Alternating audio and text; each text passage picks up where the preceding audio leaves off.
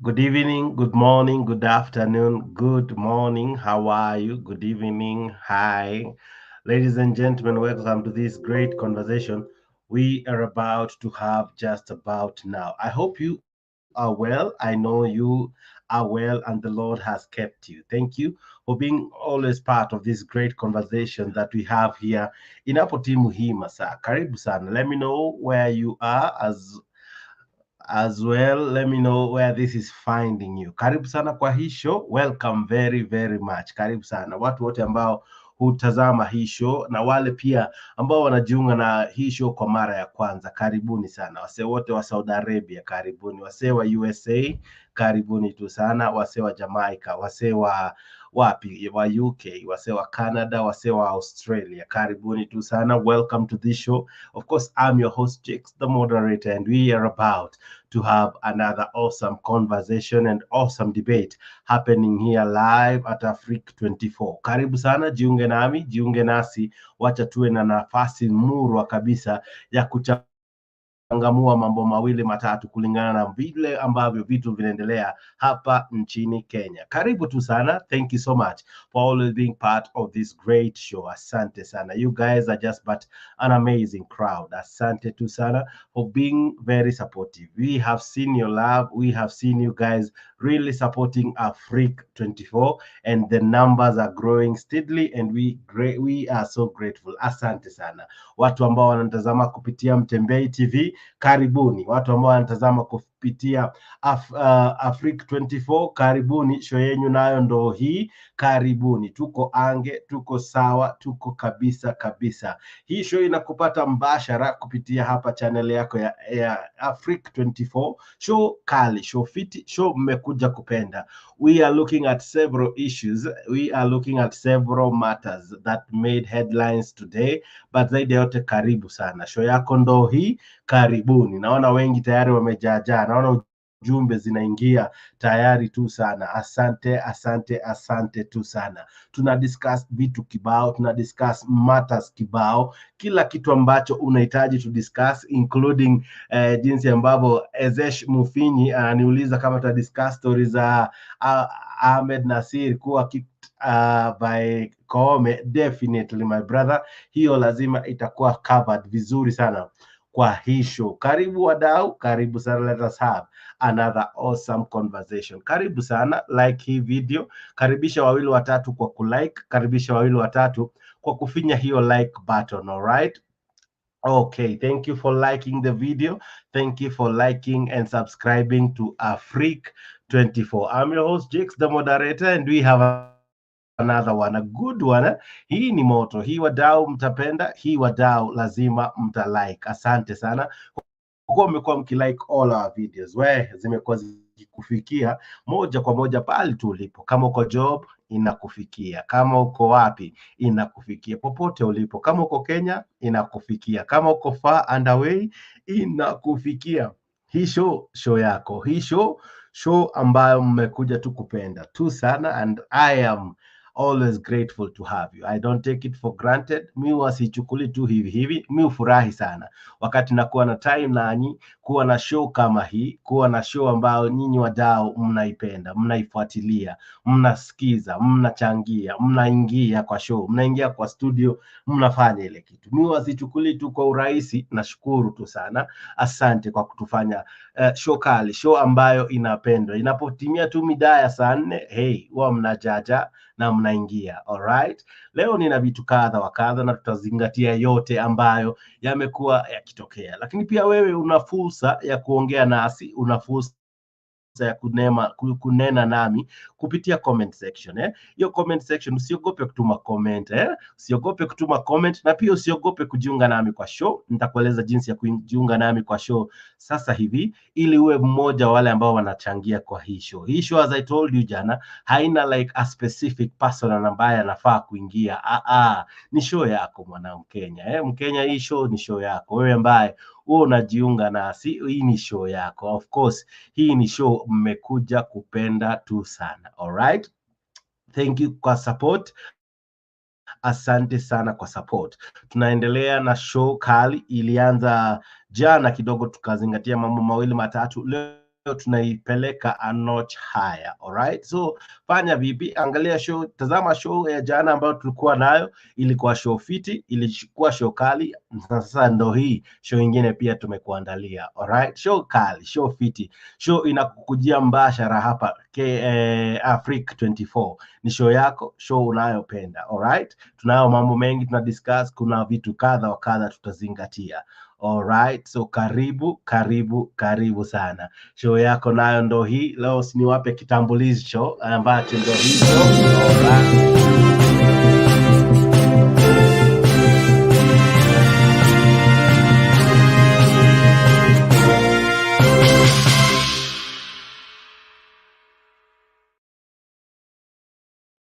All right, so this is Africa 24, and of course, as usual, I'm your host, Jakes, the moderator. We have a great conversation about to happen. We have a great topic we are looking at. Of course, a lot has been happening, and that is what is making our show today. Of course, Jana, we had that meeting between William Ruto, the president, and of course, CJ Martha Koome. And we are looking at that meeting that happened, Jana. Of course, now this means that Ruto, finally, the president, has been able to put to control several arms of government. We have three. And of course, someone the other day said, of course, there are more than three because we have other independent institutions. So we are looking at Ruto's capture. Tunatazama jinsi ambavyo he has been able to put under his control several, or rather, almost the other two arms of government. Now, what are we looking at? We are looking at two things. He has been able to manage Parliament. In fact, some of the bills zimepita kwa kifua. You know, one time he even told the MPs, nione mmoja tu ambaye atajaribu kupinga, nione mmoja ambaye atajaribu kukataa, kuzuia or kuoppose the housing bill. The financial bill then was the hot cake. So, and the MPs tukawaona wakakuwa whipped left, right, and center, and the bill passed overwhelmingly. In fact, some members of parliament boycotted. You know, I don't know, it's because of fear. I don't know. I don't know if they were bought. I am yet to know. The jury is still out there. Lakini now he has been able to capture parliament. Yeah, many are saying, including the parliamentarians themselves, that kwamba parliament squeeze see place mna debate. Parliament squeeze si place ambapo mnang'amua maswala tofauti. Parliament that we used to know, parliament that used to be a place where sound debate used to happen, where we had many politicians, seasoned politicians, who would come in and debate and make laws. Nowadays, it's far from that. We don't have the former guys who shine, who kind of brought glory to that august house. They are no longer there. You remember the Akina Nyonas, you remember the Akina Martin Shikuku of those days, you remember Akina who, you know them, nitajie tu hapo kwa comment section. Guys who brought the house down, now are no longer there. Now who we have in parliament are guys who others may describe as people who bring jokes to business. Ni wadau ambao wanaleta mchezo kazini. All right. Of course, nowadays, we don't have sensible debates happening. Do we have motions that they wow the country? Do we have controversial bills that are brought to parliament and they are debated on and many have time to participate? Ama tu inakuja kwa bunge and then tunasikia, hey, put the question. And of course, Wetangula, the man, he's told to put the question and he does just that. Put the question and bills are passed within an hour or two. Na story inakuwa hivyo. All right, so those are the things I'll be discussing, but equally you are part of this show. So hii si show ya Jakes, hii ni show yako mimi na wewe. Ni show ambayo tuna discuss, tuna participate na tunaangalia ni vipi ambavyo William Ruto has been able to capture these arms of government. No president so far has been able to capture all the three arms. There's always that arm that has always been elusive. There's always that arm that is almost slightly independent. If it is not the courts at one time, it's parliament. But now here is a situation where both the arms, that is parliament and the judiciary, are under one man's control. This man was able to bring the country to a conversation, just like he had said. This is how he started. This is what he had begun by saying. He was not afraid to be taken to court. All right. This is what one time mimi he nataka said. Listen to this, ladies munisaidie and gentlemen. mahali moja, munizungumzie huyu seneta wetu tafadhali, bwana Omutata. Wewe sasa unataka kunipeleka kotini, na ile kazi mimi nafanya ni kupangia watu hawa ajira. Kwani sasa utaki hawa watu wapateko kazi? Please hokia tafadhali, ama namna gani jameni? Watu wa Busia, nisaidieni jameni, mumuongeleshe huyu jamaa apunguze mambo ya kotini. Yeye amesema ni rafiki yangu, na ni kweli ni rafiki yangu, ama namna gani? Tunaelewana? Na unajua uzuri ya huyo Kia, hata akinipeleka kotini si mbaya, kwa sababu yeye hajapanga kuharibu biashara ya mtu, si ndio? At least hajapanga maandamano. Unajua kuna wengine wananitisha ati usipofanya hii tutapeleka maandamano. Sasa hawa wengine ndio wabaya zaidi. Eri huyu okay.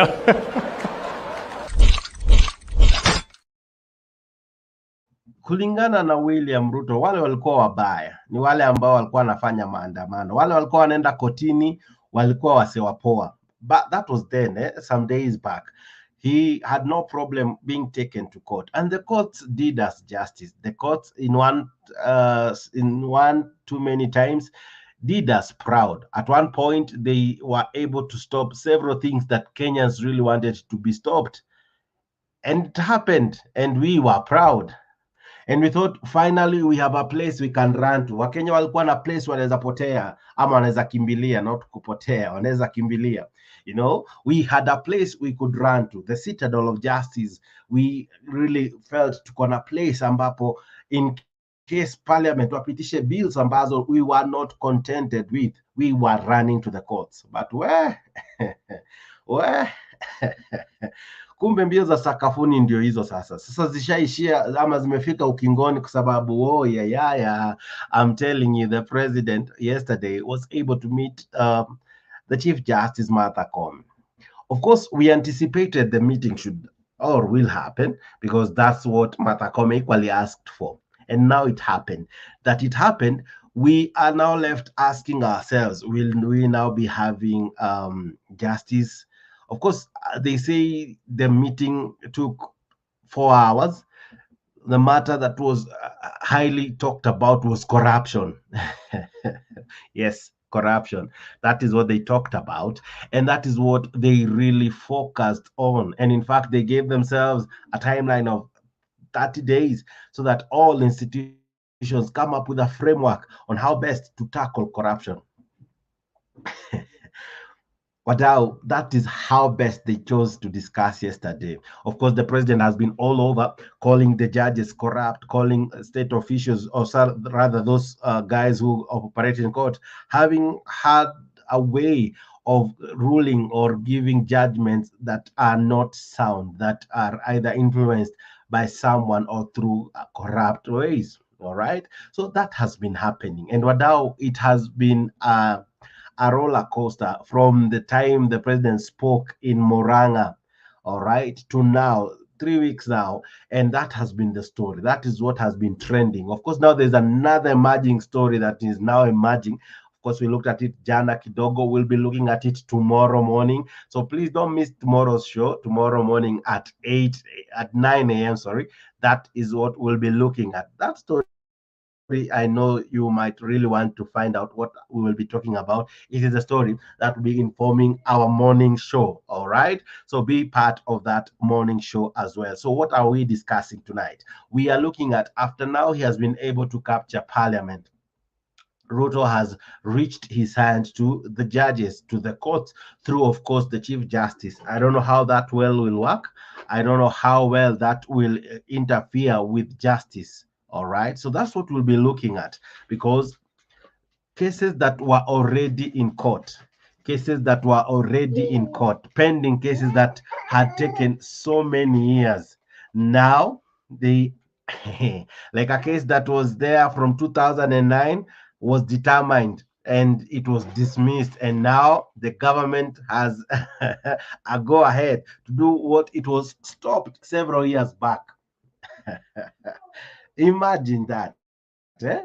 Of course, hii wiki I think hii wiki ndio the housing bill itakuwa determined by the court of appeal, and your guess is as good as mine. It will be given a clean bill of health. Yes, it will. You can bet that it will. I'm not really preempting, or am I discussing the merits or the demerits of a case? I'm not sure if I'm doing so. But what am I saying? Somehow, cases that were previously not succeeding, or zilikuwa zinapewa a gag order, ama zilikuwa zinaambiwa kwanza mpause kidogo, zinaweza anza kosa kuwa zinawekwa hiyo pause sana. Hiyo stopper inaweza reduce and the government might be having its way in the courts. All right, so let me begin by playing this clip and then I'll continue looking at this matter. All right, so this is what the president today tried to explain about the meeting that took place yesterday. All right, here we go. Have corruption cases expedited to ensure taxpayers' money looted by individuals is recovered on time. Speaking in Gilgil, Nakuru County, the president called for a collaboration among the three arms of government for the benefit of the country. Stephen Leto reports. Gilgil constituency, Nakuru County, played host to President William Ruto as he led other government dignitaries in the unveiling of the Gilgil Technical Training Institute. The president used the opportunity to reveal details of the State House meeting between the executive, the judiciary, and the legislature. President Ruto says in the meeting, the issue of long-standing unresolved cases loomed large, with the Chief Justice told to expedite corruption cases. Kesi ya ufisadi inachukua miaka 10, miaka 20. Kuna ingine hata iliamuliwa juzi, ilikuwa inaitwa Anglo leasing, ni 30 years ago. Sasa hata watu hawajui ile ilikuwa Anglo leasing ilikuwa nini. Watoto walizaliwa wakaenda mpaka wamemaliza university, na sasa ndio wanaambiwa mambo ya Anglo leasing. To actualize the expeditious handling of the graft cases, the executive agreed to relocate more money to the judiciary to particularly boost the human resource in the judiciary. Most will be assigned to the anti-corruption division to reduce the backlog. Jana nimekubali pia ya kwamba serikali itatoa pesa tuajiri mahakimu zaidi. Na hawa mahakimu zaidi ambao tunawaajiri ni wale wataenda katika section ya anti-corruption, wengi wao ndio wale wafisadi ambao ni sugu, tukabiliana na wao. Yesterday's meeting was however criticized by the opposition on grounds that the judiciary was being cornered to submission. But the government side says the meeting was of mutual benefit. Your Excellency, tunashukuru wewe kwa kufanya mkutano na Chief Justice kuongea mambo ya ufisadi Kenya. Na tunashangaa wale wanajifanya ndio advocates ya kupigana na ufisadi. They have a problem when you meet the judiciary to discuss corruption. President while in Gilgil maintained that the government pillar projects that include housing and the new health insurance are unstoppable. Together, united, we are determined. This time round, we must root out the corruption menace in the Republic of Kenya. Your Excellency, as one of your biggest champions in the counties, mimi hiyo agenda ya housing, you did not even need to tell me twice. Kwa sababu I believe our people need to live in good, decent houses. Whatever policy, administrative or legislative interventions that you require from Parliament,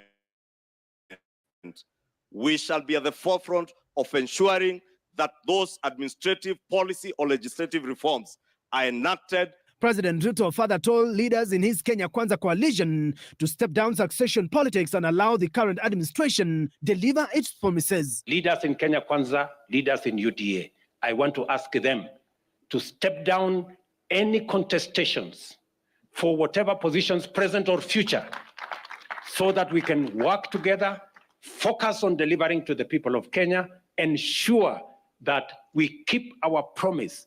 Stephen Leto, Citizen TV. All right, so that that is that. Of course, I'll be playing more clips even as we go on. But, ladies and gentlemen, the president said that yesterday's meeting, as we all know, I don't know if you believe that it was purely about corruption, but where, because the president was talking about so many things before the meeting, Jana, and only for it to have one item being spoken about. We had the president saying that cases zinaenda kotini, the judges are corrupt. Cases zinaenda kotini, the judges only do one thing. They only work so hard to stop government projects. He spoke about the housing issue. He spoke about of course, the housing issue has really been contentious. He equally went ahead and spoke about the health issue. And Wadao, even before I forget, that has already been given a clean bill of health. Now, SHIF continues. Okay, I think from this month, you should see some changes in your deductions, in your monthly deductions. There should be some changes. Yes, you heard me right. The government gave it a nod, a clean bill of health, not the government, the courts. Of course, it was first given a gag order initially. Sorry for that. I'm still under the weather, but now I'm slightly able to communicate and have this show go on. All right. So, what was I saying? The court gave it a clean bill of health. So the president, in a way, succeeded having that bill continue. So NHIF formerly, and now it is SHIF, has been given a clean bill of health. Wakenya walikuwa wamekimbia kotini, akina Okiya Omtata and others have always gone to court for several reasons, for several issues affecting our country. The courts were very good. The courts have a way of protecting Kenyans, or at least giving hope where we felt we were being oppressed or rules were being pushed down our throats, even without proper public participation. All right.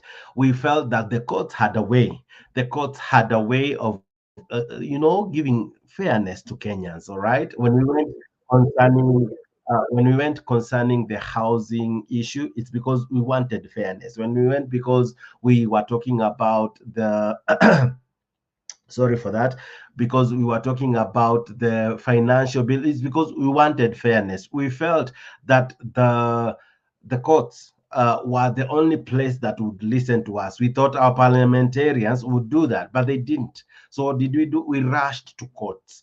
The courts gave us some relief. Of course, now that relief seems to be short-lived. That relief seems to be short-lived. And now we might be in a situation where Parliament will be passing laws, the courts will be upholding the laws. One of the roles of our courts, ladies and gentlemen, you know very well, is to interpret the law, is to give justice, is to be an arbitrator, is to really make sure it comes in between even an oppressor and the oppressed. Okay, it's where justice is found. But if one of the plaintiff, if one guy who can be sued in court, if one arm of the government can be taken to court, and now this arm has a way of either interfering with cases directly or indirectly, we are now asking ourselves tonight, really, where will mwananchi go? Ama itakuwa ikisemwa sawa, ikisemwa fine, it will be sliding, itakuwa tu ikislide. No more roadblocks, no more injunctions, no more gag orders, no more stop orders from the court. All right. Parliament used to debate very interesting topics, very nice topics, awesome debates. I don't know if you remember. Actually, personally, I miss those days where we would have long hours of parliament sessions ambazo zingekuwa moto. You would enjoy watching parliament proceedings. You would enjoy because kungewaka at times. Opposition wangejitokeza waseme no. Na ingekuwa ni no. Government side inajitokeza sema no, yes. But now, I don't know if we'll ever have such anytime soon. Bills zinakuja tu zikisail through. And then later on I realize, hey, kukuwa na kamshki. I listened to Otiendo Amolo the other day say that sometimes some of these bills zinapita before they are really properly before they undergo the correct processes. So kwanza zinapitishwa and then the processes zinafuata baadaye.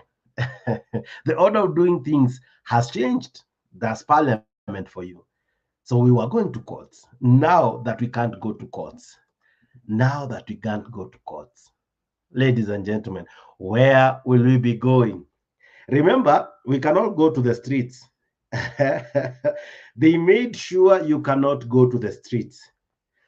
They frustrated one Raila Odinga who tried to go to the streets until one time he said he will no longer be asking people to go to the streets because once we tried to do that, tear gas canisters were excessively used upon those who went to demonstrate.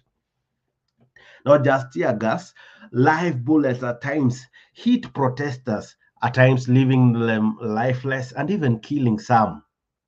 So as much as it's all right, I am telling you, it's never as easy when you have no way to go to the streets. It's not possible nowadays. It's not possible. So that side where Mwananchi directly can express himself, that has been gagged. The representatives that we elect, them as well have been captured. And where we were thinking is the only place that was remaining, our courts, that as well has been captured. So ladies and gentlemen, what can Mwananchi do? What can Mwananchi do? I wish to know your comments up in the comment section. What can Mwananchi do now that that has happened? What can Mwananchi do? Listen to some of the sentiments, especially on some of the things that we were complaining or are still complaining about. For example, the housing levy. It's not that we are against paying these taxes. No, we are not. But some of these taxes we know will not be used prudently. Some of this money will end up in some of these leaders' pockets. Of course, some of them are so scrupulous. They don't really care about us, Wananchi. We will pay the taxes, yes, but will they do what these taxes are meant for? Your guess is as good as mine. Probably not. And listen to this public participation.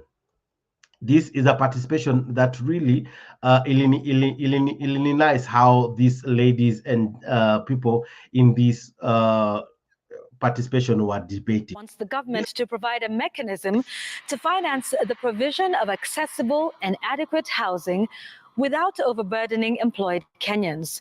During a public participation forum on the housing bill in Nairobi, FKE argued that imposing a levy to facilitate the provision of affordable housing will set a wrong precedence where the implementation of every social right must be preceded with taxes and levies imposed. Residents who included professionals, local leaders, business community, and women voiced their opinions during the public participation on the housing levy that was held at the KICC. Here's Ben Kirui with the details. The fifth day of the public participation on the housing bill was held in Nairobi. Residents, including different groups, turning up in their numbers at the Kenyatta International Convention Center to give their views to the National Assembly Committee on Housing and Urban Planning. Me to speak in English. The Federation of Kenya Employers, FKE, in their presentation, advocated for the government to establish mechanisms to finance the affordable housing project without further burdening the overtaxed formal employees loaded onto the employers who can barely manage the high cost of doing business. Is something we are requesting, and we are asking the members of parliament to consider looking at the situation the economy is in, the number of levies that are being levied from the employees and that are required for the employers to contribute the way where we are, so that we don't end up hurting and making these employees go home without nothing. FKE highlighted the potential negative impact of a 1.5% levy on both employees and employers, deeming it discriminatory, arguing against setting a precedent of funding social rights through imposed taxes. We ask that in the ideal situation, it would have been voluntary. That's the ideal situation. Make it voluntary, and if the houses are really being built, the people who wants the house, they will be able to pay that levy because they see the benefit. Concerns about housing affordability resonated among Nairobi residents, who argued that the proposed cost for affordable housing units were excessively high. Wakati nimesikia mama mwingine ameongea hapa, amesema mambo ya 21,000 is not an affordable housing. Nafikiria, Mr. Chairman, you have to come up with a mechanism whereby ikiwa ni mama mboga, because the president is advocating about mama mboga.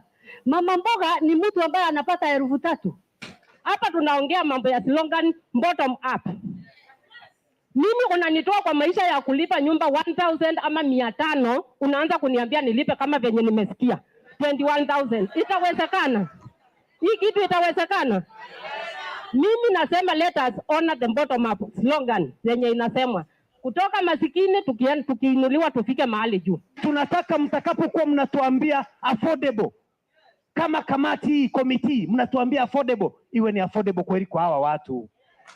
Hawa watu mnawaona hapa hawa, haki ya Mungu si wadanganyi.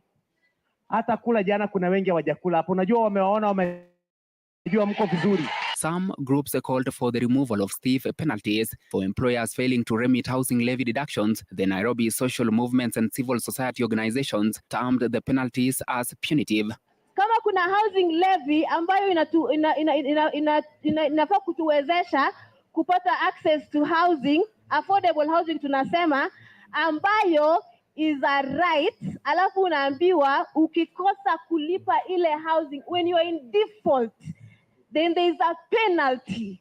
Members of the National Assembly's Committee on Housing and Urban Planning are expected to retreat to write a report after completing the exercise of receiving public views at the end of this month. Enda kuangalia hii maneno yenu yote, and then tutaileta bunge, and then tutaiona ni gani tutaipitisha, na tukiipitisha ikuwe sheria, tuhakikishe pia kwamba hiyo sheria imetumika vizuri. Hao wabunge wote waliniunga mkono vile nilisema ile amendment nilileta kwa bunge ya kusema hii pesa yote tunakusanya isiende mahali pengine, iende tu kwa housing. The public participation in Nairobi on the housing bill comes 2 days ahead of the much anticipated appellate court's decision on the government's application seeking orders that suspend the High Court decision which declared the housing levy unconstitutional. So now what the government is now doing, and it's what it was supposed to do before after hizi stories the petition, because now the sharp petition check what is sahihi ya rais. It's what it's doing now, public participation. You know, wewe ungeulizwa, do you want the housing levy? How do you want it? You know, that is public participation. As you had the women talk about it, as you had the gentlemen there really bring out germane issues concerning the housing issue, right? That is what ought to have happened before. But unfortunately, that didn't happen. Our MPs didn't do what they're doing now. They're now doing the exercise because it is the courts that told them to do it. Yes, it was the courts that told them to do it. Or rather, it was because it was stopped by the courts. That's why they had to redo it and do it right. And I'm sure even when it goes to Parliament, if they don't do a good job, itapitishwa tu. Itapitishwa tu. And some of the sentiments zenye zimekuwa aired hapa from these women might not be featured. For example, you remember the NADCO report? There were so many things that Kenyans brought to the table. There were so many, what do you call it? Revelations that were being brought, especially even from the controller of budget, Madam Nyakonga, what she came out and exposed. That didn't really come out as clear after the report was issued. What came out were things that, hey,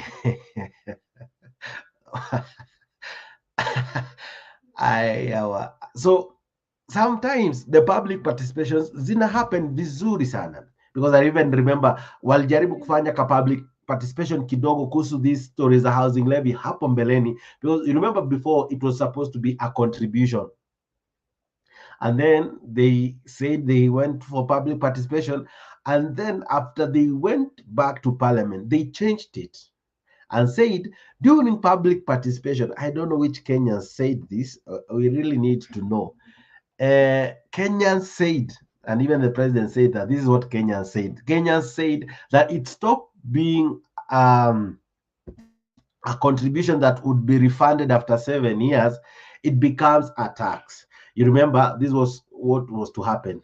In 7 years' time, after me contribute, wewe pamoja na your employee, what you have contributed, you can be refunded. Mimi sija, okay, I'm yet to hear government kirudishia mse do. I'm yet to, but I don't say it can't. It can.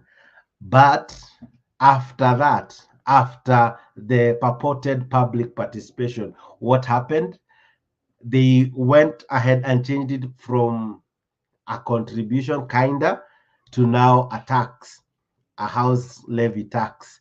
And that was one of the reasons we took it to court. The court gave the financial bills some degree of clean bill of health. All right, but hiyo part ya housing levy, hapo ndo wakaambia hiyo part hawakufanya vile ilifaa kufanywa. And of course, it was given a null and void unconstitutional verdict. But later on, the same day, few hours later, a stay order that muendelee kutoa tu hizo do until January 10th, ambayo ikakuwa pushed mpaka hii Friday ambayo inakam, where the Court of Appeal will give a final ruling. And as you have seen, ladies and gentlemen, and I'm about to show you, there are some cases ambazo zimekuwa tangu jadi, old cases, na sasa zimeanza kuwa released or rather kuwa dismissed, you know, now kama ni road kama ile I'm about to show you just now the government can go on. This is how the president began by saying fulani wa fulani, hiyo barabara koti ilikuwa imesema tusijenge, ende ijengwe. And of course the courts through Neema wamesema hizo stories zenye zilikuwa natuma hiyo barabara isijengwe tumetoa, sasa barabara inaweza jengwa. Sasa barabara inaweza jengwa. Those who went to court concerning that issue had gone to court, I think, in the year 2009. Yes, they're about 2009.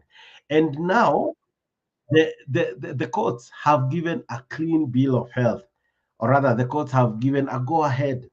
But even before the courts gave a go-ahead, the president had already instructed the PS for roads aanze kuitengeneza. So it's a matter that had begun even before the courts had done anything. But of course, he had to play to the public that, hey, koti ni wabaya sana, koti ni wabaya sana. And so this is what the courts decided to do. And through Neema today, they have allowed it to continue. The issues that we are taken to court are no longer there. The issues you and I had taken to court are no longer there. Listen to this, ladies and gentlemen. Ihide Ndonyo Njeru Road, set to connect Nyandarua and Nyeri counties, may finally be constructed despite opposition from conservationists who moved to court in 2009 to oppose the planned construction. Following an environmental and social impact assessment, the Kenya Forest Service, the Kenya Wildlife Service, and the National Environmental Management Authority, NEMA, had all declined to give the Kenya National Highways Authority the green light to proceed with the project, owing to disruption of the Aberdare ecosystem. The three bodies have since written to Kenya approving the construction, with a caveat that the width of the road be reviewed downwards from 40 to 25 meters, specific to areas traversing the Aberdare's Forest Reserve and National Park. Chemtai Goin has details of that report. After Kenya suspended the tender notice for the construction of the controversial Ihide Ndonyo Njeru Road, which the government plans to upgrade from an all-weather road to a tarmac road, NEMA has since rescinded its earlier decision opposing the construction and given Kenya the green light to commence construction works. In a letter dated 5th of January this year, addressed to Kenha, NEMA Director General issues conditional terms that the works can only begin if Kenha reviews its width of the road by narrowing it down from 40 meters to 25 meters in sections that will traverse the Aberdare Forest and National Park. The letter surprisingly coming days after President William Ruto vowed to defy court orders and commence the construction after lamentations from area leaders. Ile barabara ya Ihithe munataka tujenge ama munataka tungoje mpaka judiciary watuambie tujenge? Judiciary wanasema tusijenge. Munataka tujenge, nijenge hiyo barabara ama tungoje hao watu? Tujenge barabara? Bwana Mbogwa, wewe Bwana PS, weka pesa ya hiyo barabara tuanze kujenga. The $44 million project is aimed at connecting Nyeri and Nyandarua counties and will be key in facilitating the transportation of agricultural commodities. The road comprises of a 52-kilometer stretch traversing the Ihithe-Ndunyunjeru main section. During the burial of Mukami Kimathi, freedom fighter Dedan Kimathi's widow, President Ruto committed to addressing the pending issues in response to local leaders' plea. Hata ile mumeniuliza ya kutoka pale Ndunyunjeru kwenda mpaka Ihithe ngambo ile Nyeri yenye inapitia pale Aberdare. Nimefurahi sana kwa sababu huyu kijana Bwana Medhu amesema atanisaidia kwa sababu pale tuko na shida ya msitu na kuna watu wametupeleka kotini. Conservationists such as Rhino Arc and others who filed the suit opposing the intended construction of the road, terming it an environmental crisis. The complainant concerned that the construction of the road would interfere with the water catchment areas for the Sasumua and Ndakaini dams, which supply most of their waters to Nairobi County. Further, the Aberdare Forest plays host to more than 4,000 elephants, the disruption likely to cause more human-wildlife conflict already prevalent in parts of Nyandarua. The moorlands also provide water sources for rivers Athi and Ewaso Nyiro and prevent water from running downstream, causing floods. President Ruto had already ordered disbursement of the required resources. Hassan Mugam. Well, so the president had already ordered disbursement. Of course, Bwana PS aliambiwa eka pesa hiyo story iendelee even before this. Even before this. So ladies and gentlemen, when you look at this, it's interesting that the president gives a directive. Kwanza, he begins a narrative. He begins a conversation very tactfully. He begins a conversation in a way that he knows it will stir public debate. So what does he do? And we are prone to dive into such easily without even knowing. So what does he do? He first says, you know what? The courts are corrupt. The courts are not fair. The courts are not doing us what we call it. The courts are not really doing what it's supposed to be doing because some officials there are corrupt. And he first says we need to have a conversation. He stops there. Of course, Akina Ishongwa and Akina, this senator for Kiambu, they of course pamper him even more. They tell him, hey, president, you know what? Wewe vunja sheria. Your predecessor Uhuru Kenyatta alikuwa anavunja sheria na hakuna mahali alikuwa anapelekwa. All right? They gave Kenya examples. They would say Uhuru Kenyatta alikataa kusikiza koti ambapo aliambiwa asisikize uamuzi kuhusu the CASs. Waliendelea kufanya job. You remember even Wavinya Ndeti was a former CAS. Akina the lady ule alikuwa anasomea stories za COVID. Mwagangi. She was a CAS, you know, and already it was termed unconstitutional. But the president, Uhuru Kenyatta, then defied court orders, did not listen to the courts. He did what he wanted. He did what he felt best. Of course, so many court orders were issued. You remember even concerning Miguna. So many court orders were issued. At one point during campaigns, I remember William Ruto saying he will obey courts. He'll obey the courts. He will not do anything that jeopardizes his relationship between him and the courts. In fact, that is where he even began saying, I will even appoint the 6 judges that Uhuru Kenyatta, the former president, refused to appoint. Right? He equally went ahead and said, you know what? After even I appoint the judges, I will allow the judicial fund to be controlled by them so that these judges are not under my mercy as the president. They fully make independent decisions so that we no longer live under this word I'm about to introduce, state capture. Because that's what they really campaigned on, state capture. What were they saying? People are being taken to court because our courts have been bought. You remember the narrative? They were saying the courts have been bought because Uhuru Kenyatta is using the courts, he's using the police, he's using the DCI to punish his opponents. You remember? So state capture was a narrative, a big narrative. Of course, it made some waves today. I'll be showing you who brought that topic of state capture today in that meeting. In a conversation, I'll be showing what he said about state capture. So, so this was the narrative then, that the president Uhuru Kenyatta was using the courts. You remember the Kamata Friday? People would be the police would surround, let's say, a politician A, around 5ish, majioni, si mchana, because during the day you can be taken to court, majioni, so that by the time ukishikwa Friday jioni, utalala ndani Friday, Sato na Sunday. So by the time Monday nafika, already you are properly intimidated.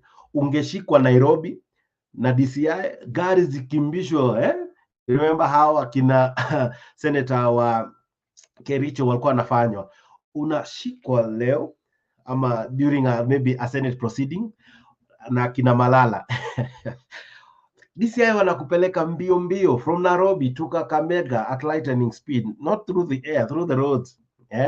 Few hours ushafika, umekuwa presented kotini, a charge sheet is presented. Kesi zingine hata sisi zenye ulifanya ukiwa an MP, zingine hata ni before and maybe hiyo siku yenye unashikwa ni siku kuko na a very hot debate in the Senate, ni siku kuko na a very contentious debate in Parliament. Hiyo ndio siku unakamatwa. Yeah, so we termed it actually Kamata Friday. Right? So that's what they crowned as state capture. So the president now, who was a DP then, said, hey, mimi nikiingia, one of the things I will make sure I will deal with is the stories of state capture. Mimi nazo nita keep distance, you know, kutakuwa na social distance between me and state capture. Kutakuwa na social distance between me and directing any courts about any matter. The courts will be free to do what they want to do. The courts will rule as they wish. The courts, they will give verdict without me interfering, of either by holding funds meant for judiciary or by holding appointments meant for these judges. I'll make sure I stay clear of any form of executive interference. And ladies and gentlemen, true to his word, when he got power, the first thing he did, what did he do? Kwanza kabisa akapose na kusign in the 6 judges. Wakaapishwa vizuri sana. Those who walikuwa waende kwa environmental courts wakaenda, wenye walikuwa wajoin court of appeal wakajoin, the 6 of them. Of course, one I think had equally passed on. Uhuru alikuwa amekaa muda mrefu. They were 41 initially and then eventually they became 40 after one passed on. When Uhuru eventually agreed to swear in some, he didn't swear in all of them, he swore in some, and the others were kept pending. Akina Cherule, they were kept pending until a matter that he felt was to be conversed upon was fully conversed, because about they felt some of them were, what's the word to use, corrupt. Akina Odunga, I remember that. So when the president came, that was the first order of business, swearing in them in. And we felt that, hey, we have now a president who respects the judiciary. So even wakati akina Omtata wanaenda kotini, they are feeling, we are going to a court that is independent, a court that cannot be interfered with, processes that cannot have anyone putting their hands in it. And where? To cut the whole story short, the president came out as someone who respects, and that's something he has always said, he respects the rule of law. He respects the constitution. He respects the courts. He respects judges. He respects the third arm of government. But wow. So what was I saying? I was telling you of the conversation he began. He began a conversation of calling the judges corrupt, of castigating or casting aspersions so that Wakenya waanze kuangalia kivingine. Of course, it couldn't happen to baada ya Justice Chitembwe kutolewa kwa sababu ya corruption case.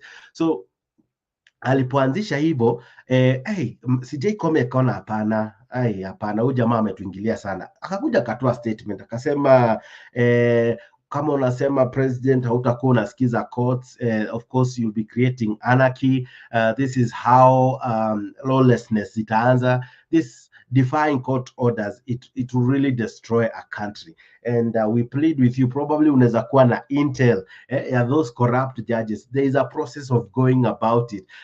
Lete your evidence, ilete kwa JSC, where the president is represented through the attorney general. Lete your evidence.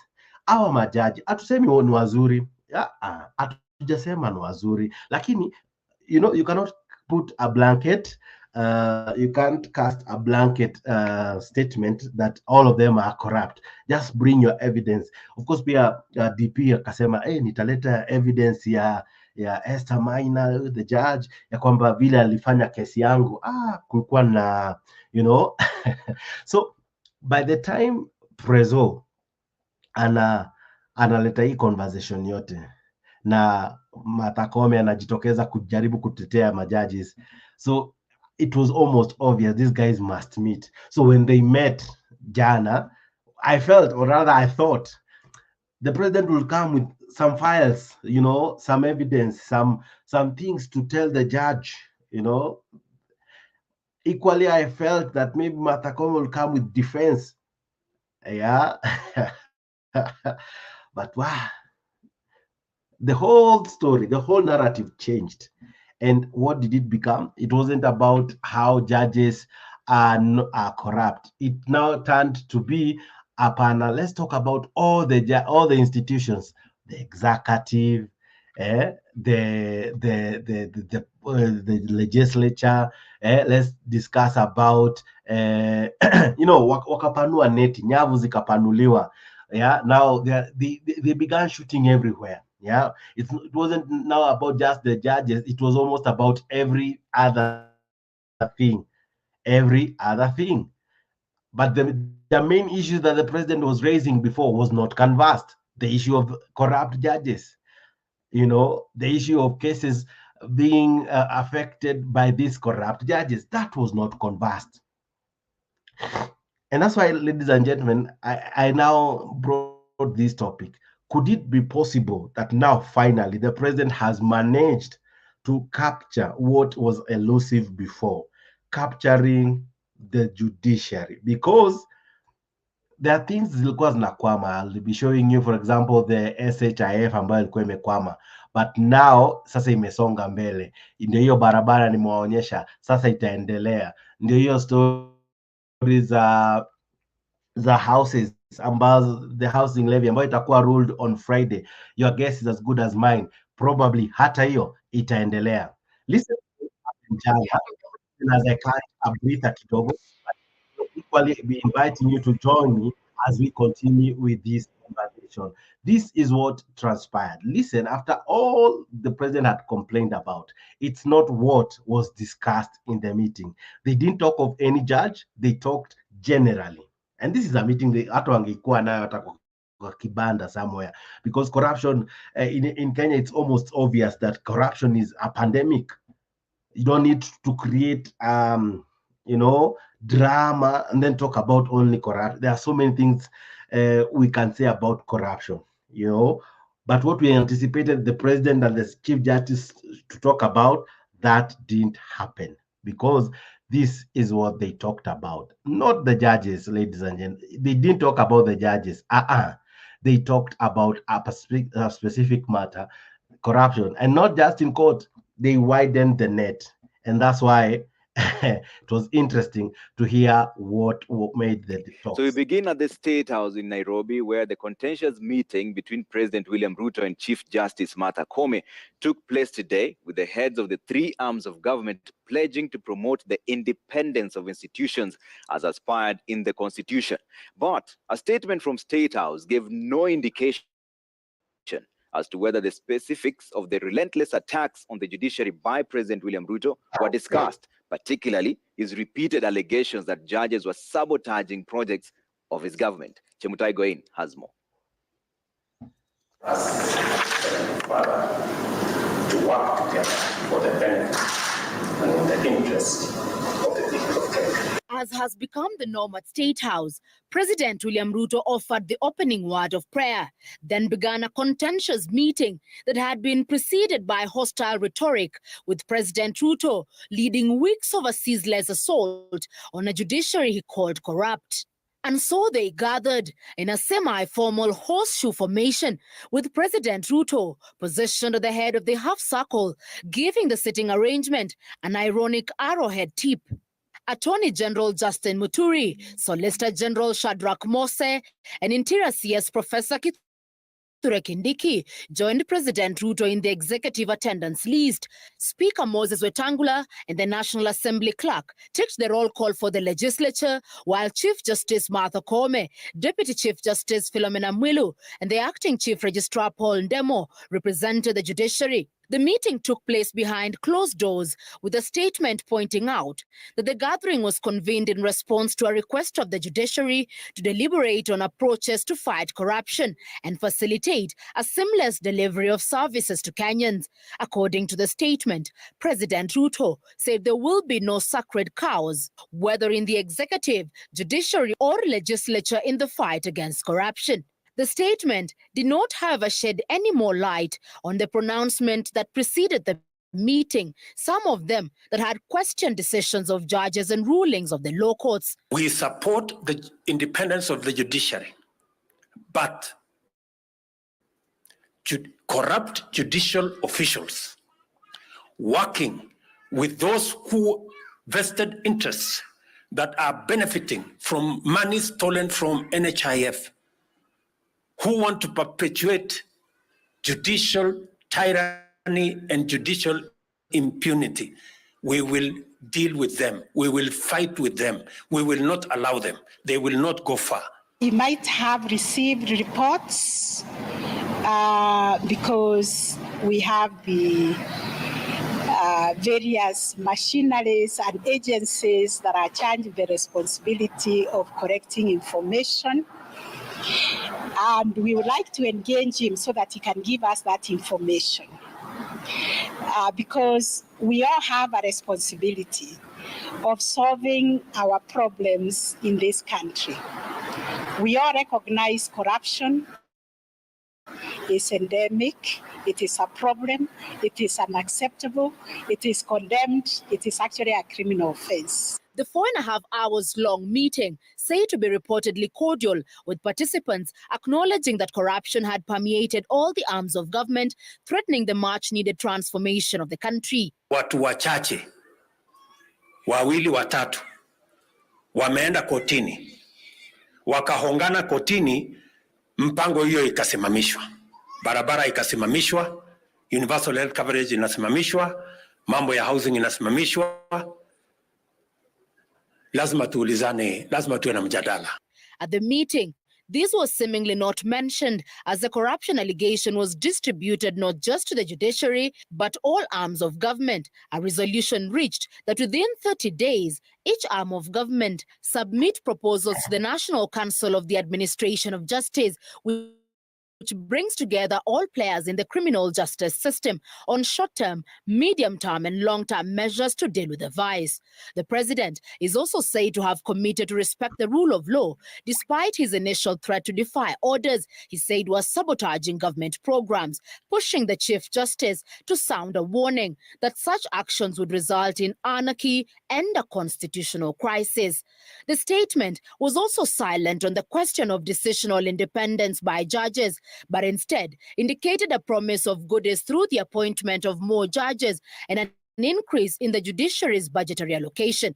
Presumable based on CJ Kome's wish list, the executive and the legislature pledged to facilitate the recruitment of 25 additional judges of the High Court, recruitment of 11 new judges of the Court of Appeal, and also channel resources towards vehicle leasing program to facilitate its transport needs. After weeks of constant shelling from the executive, the judiciary walked through the open gates of State House today to a meeting that was broad on generalities but shy of specifics. The issues in contention were seemingly avoided if the official statement is anything to go by. No mention of bribery or sabotage, as State House and the judiciary settled for a rather ambiguous ceasefire statement. Chamutai going. All right. So that was the meeting. That was the meeting that happened yesterday. Of course, we anticipated a lot, but that didn't happen. What happened was really, on the contrary, an anticlimax.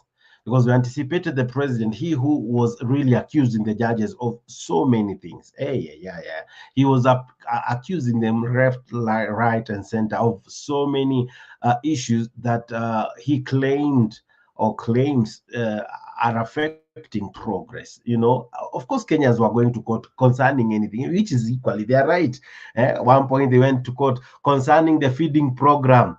Someone had gone. Someone had gone to court because of the feeding program. Of course, that one in Nairobi, the one that Sakaja introduced, and you only pay 5 shillings. So someone had gone to court concerning that, and it is in their right. It is in their right. If you feel aggrieved, go to court. That's why we have the courts for that. So the president had a problem with that. Of course, you may be asking, were there ways, are there channels that the president ought to have used if he had issues with the courts? Yes, there is. I'll be playing you just now what the president ought to have done. Instead of bringing all the drama, instead of bringing all this hullabaloo everywhere, you know, causing all this challenge, you know, people raising funny statements concerning the judges, there is a set laid out procedure in our constitution concerning how to remove a judge, how to table evidence, how to go about it. Before even you bring in Martha Koome to a table and discuss matters concerning the courts or even corruption, there exist procedures for the same. All right. And ladies and gentlemen, equally, I want you to know that even after the president said all this, does the conversation about corrupt judge now stops? That's something I really felt we need to ask ourselves. Now that walimit jana, does the conversation that he said we ought to have, does it stop? As much as I say in 30 days, they will have another meeting, or rather a report will be tabled. What happens? What happens to the evidence that was he was talking about, to the judges he was talking about? Will they continue being in office? Wow. Listen to this, even as we go on. Has sustained his onslaught on the judiciary for the past 1 week, training his guns on the judges he believes are corrupt. His threats of disobeying court orders from the alleged corrupt judges appear to be taking root even in Parliament, where the Finance and Planning Committee and the Housing Committee plan to rule out public participation in the Affordable Housing Bill 2023, despite the courts stopping it until the matter is determined. But as KTN's political affairs reporter Emmanuel now reports, more voices have come up asking President Ruto to follow the laid-down procedures if he has any issue against judicial officers. Nani ajui hapa kuna ufisadi inaendelea mahakamani? Sio kama tunaelewana. It is the latest in a string of sustained week-long attacks against the judiciary by President William Ruto, who has alleged corruption in the corridors of justice. In his onslaught, the head of state maintains his mission to rid the judiciary of corruption is unstoppable, although he has not stated how he will go about it. The law on removal of judges from office is through the setup of a tribunal. If the executive has evidence and perhaps they're finding it difficult to present it to the Judicial Service Commission, we invite them to present it to the Law Society.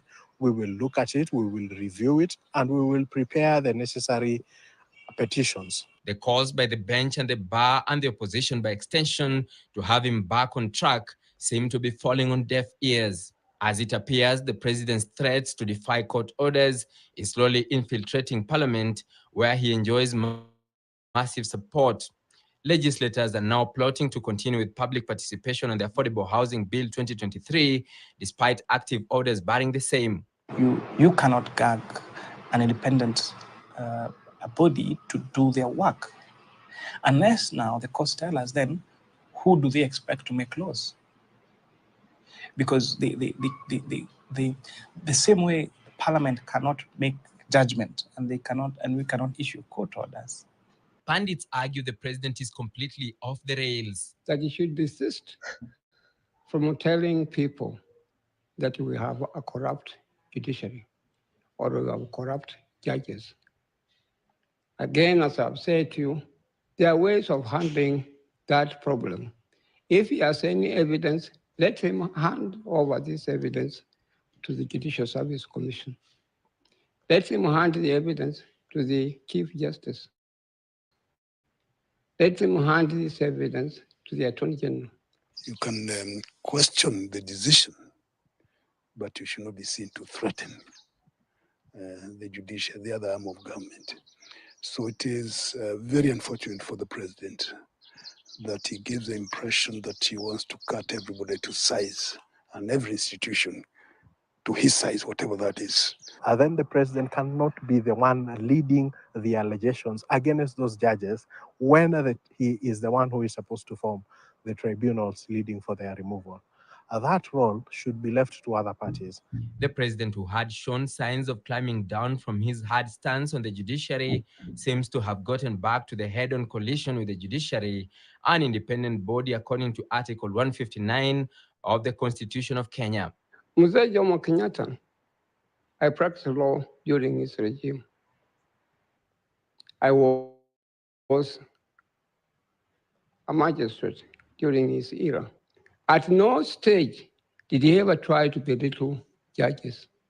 To the contrary, he extended respect to them. That is the way things should be done. If this trend continues, it's likely to be worse than it was between 1982, that's 1982 and 1988. Because in 1982, that's when Parliament, which again was docile, passed Section 2A. Emmanuel Tor, KTN News, Nairobi. All right. So that is what we have been talking about, ladies and gentlemen. And we now wish to shift gears. Of course, the jury is still out there as Ruto finally succeeded in capturing all the arms of government. All right, because he spoke about judges, he never tabled any evidence, no judge has been fired, but at least now some of his wishes are now being granted. The courts are no longer barring him from executing some of his plans. Equally, the courts have come out to give him and grant him his wishes. Parliament does it for him. Now the judges, I don't know if they'll be doing it for him. Wow. Has Ruto finally captured the three arms of government? Let's shift gears to something else. And of course, it's about Azimio. One Azimio, oh yeah. Now, there is a matter that has been interesting and has been trending for quite some time. It began, I think, on Sunday, but before that, it had kulikuwa na some allegations huko mbele about Uhuru Kenyatta leaving Azimio, blah blah blah. But now Sunday, it took a different twist. And ladies and gentlemen, Sunday we had very intriguing headlines. This Sunday, we had a very intriguing headline. And one of the headlines that will inform this show and will really be what I discuss from here, Kidogo, is this headline concerning one Junet Mohammed. According to the dailies, they were saying something that really created some a narrative hapa nje. There's a narrative that was created because of what media can do. Yeah, media can create a story. Even what I'm doing, I'm creating a story. Yeah.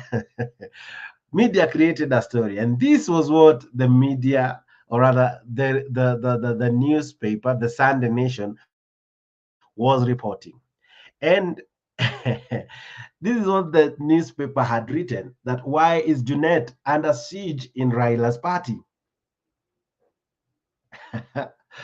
And it was interesting. I'm telling you, huku nje watu walikuwa wana complain, hey manze, Junet Mohammed, why is he under siege? What has he done? And of course, old stories began to surface of how Junet Mohammed affected party primaries, not party primaries, sorry, the elections because of kukuwa na pesa za, what we call them, the agents, and many stories zikatokea, you know what Kanchori had said, and so someone said that Junet Mohammed ameandikiwa barua that amekuwa akimiss in action, amekuwa akiwa MIA in action kwa muda sasa, kwa muda sasa, kwa sababu ya kuwa missing in action. Page 4 of Sunday Nation ilikuwa inasema aje that there was a letter to show cause written to Junet Mohammed because they were saying the letter was subject to threats to discipline Junet Mohammed, and of course strip him of his post in ODM. Yeah, to strip him some post. You know, he is in charge of all the election matters in ODM. So according to Sunday Nation, I'll be coming up to why I'm bringing this now, because hapo kwa title yet you see what I've written, that Raila Odinga says Azimio is intact. So I'm taking you back kidogo. So sit with me as I explain why Raila Odinga had to defend Azimio. All right. So Junet Mohammed was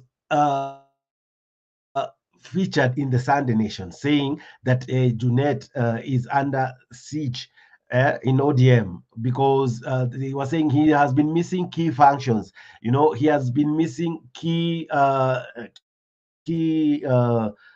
that Raila Odinga or ODM or Azimio was having. So this man is a man who has gone underground. He's a man who has not maybe been participating in some activities, and maybe someone felt, hapana, this guy, maybe his allegiance and loyalty to the party has shifted. This is someone who probably has seen a different light, and he's no longer singing and dancing to the tunes of Azimio and of course ODM. So what do they do? They write a letter, and this letter is to strip him of all his positions and posts in ODM. And of course, he was to write a letter to show cause and explain why he has been skipping meetings for months and lay bare the truth. And of course, this was saying that it was to lay bare the troubles of Azimio leader, of the most powerful insider. And of course, sorry, I'm reading it wrongly. They're saying that skipping meetings for months, this lays bare the troubles of Azimio's leader, most powerful insider during the last year intense election campaigns. Of course, that was Junet. We saw him all over. He was the machinery working very hard, tirelessly during the last general election. So according to Sunday Nation, they were saying what? Junet is a man under siege. The Junet, kuna kabarua ameandikiwa. And watu wakatokea wengi, including Gaucho. Yesterday I was able to play a clip concerning the same. Gaucho saying, you know what, if there is a person who has been supporting ODM, if there's a person who is loyal to ODM, if there's a person who is almost like a son to Raila Odinga, is who? Is one Junet Mohammed. So Raila Odinga has come out strong to defend one, Azimio. Two, he has come out to defend ODM. Why has he come out to defend ODM? Is because of Junet Mohammed. This is one of the reasons. The next reason is this. This now happened. Now, this what you're looking at, ladies and gentlemen. This happened on Sunday. Yeah, this was on Sunday. Now, on Monday, this is what the Daily Nation now had to show. I'm sure if you follow our morning show, these are topics we have highly covered. So I'm sure this is not happening to you as a new thing. So always tune into our morning show happening every day at 9 a.m. All right. Now, this is what yesterday's newspaper was saying. Which way, Azimio? Which way, Azimio? Of course, ladies and gentlemen, you are aware that this coming Thursday, Azimio has a meeting, all right? And leaders from Azimio have really explained what the meeting is for. But according to this newspaper, and equally Taifa Leo, if you remember what we saw in Taifa Leo, in fact, Taifa Leo put it like this, that mkutano ya Thursday ni mkutano ya kufa kupona ya Azimio. So this is what the newspaper yesterday read, or rather was saying. It was saying which way Azimio. Okay, so hapo chini kaendelea kwa kusema ya kwamba Azimio la Umoja One Kenya has called on a crucial meeting this coming Thursday that is expected to determine the future of the coalition and its membership amid wrangles over the Bomas National Dialogue Report and the CAM's presidential flag bearer in the 2027 State House contest. Now, I don't know even how to put this one, but I don't think on Thursday they'll be talking about 2027, a matter that is several years from now. But Raila Odinga today and yesterday came out strong, came out very strong and very categorical. One, explaining that there is no rift in Azimio. There is no rift in Azimio. Equally, defending Junet Mohammed, saying Junet Mohammed is as faithful Azimio supporter. He is a good person. He is a loyal person. He is the one that coordinates all ODM elections and all that. So he really defended Junet Mohammed. On the same breath, he equally defended Azimio, saying Azimio is intact. Azimio is intact. Azimio has no squabbles in it. Azimio has no challenges in it. All right. So that's Raila Odinga was able to strongly explain, equally defending that hakuna shida Azimio, hakuna shida na Junet Mohammed, and saying that he story ya gazeti wadau, this was not true. So I want to show you that clip as well, and then we continue from there. All right. So, all right. Now here is the clip. Here we go. This is what Raila Odinga said concerning Azimio, concerning Junet Mohammed, because he defended them. He said, "Way, Junet Mohammed is a loyal person. Junet Mohammed is a good person." So I'll first play from the news, and I will equally play the entire clip for you. So this is what he said. Mrengo huo kuonekana wakitofautiana. Raila amesema hayo katika ziara yake katika kaunti ya Tana River hii leo alipofika kupigia debe chama chake cha ODM na kuongoza shughuli za usajili wa chama hicho. Mlikuwa mnapiga kura kwa ma MCS ODM, Wiper, Jubilee na KANU, sio? Hamkuwa napiga ni kwa Azimio. Azimio mlipiga tu kwa rais peke yake, sivyo? Kwa hivyo hizi vyama mpaka ziwe na nguvu, ndio mseto itakuwa na nguvu. Lakini hawa watu wakiona kama sisi tunaimarisha ODM, wanasema Azimio inasambaratika. Azimio haisambaratiki, Azimio iko pale na iko na nguvu zaidi.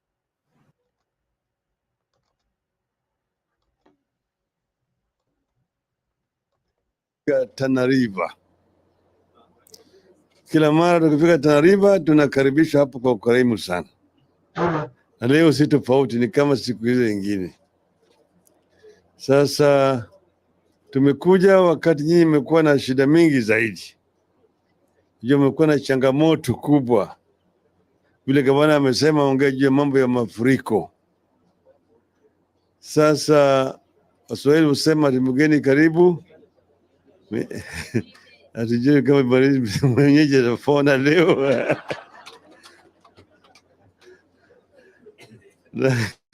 Lakini tumefika, tumesoma kwa gazeti na tumesikia kwa runinga yale shida ambayo imekumba nyinyi wakati huu ambayo mvua imenyesha kwa fujo sana, mafuriko.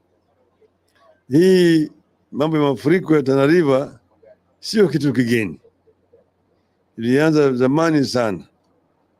Tena wataalamu wamefanya utafiti ya kutosha, wanajua suluhu ya kudumu ya kumaliza hii shida yenu yote.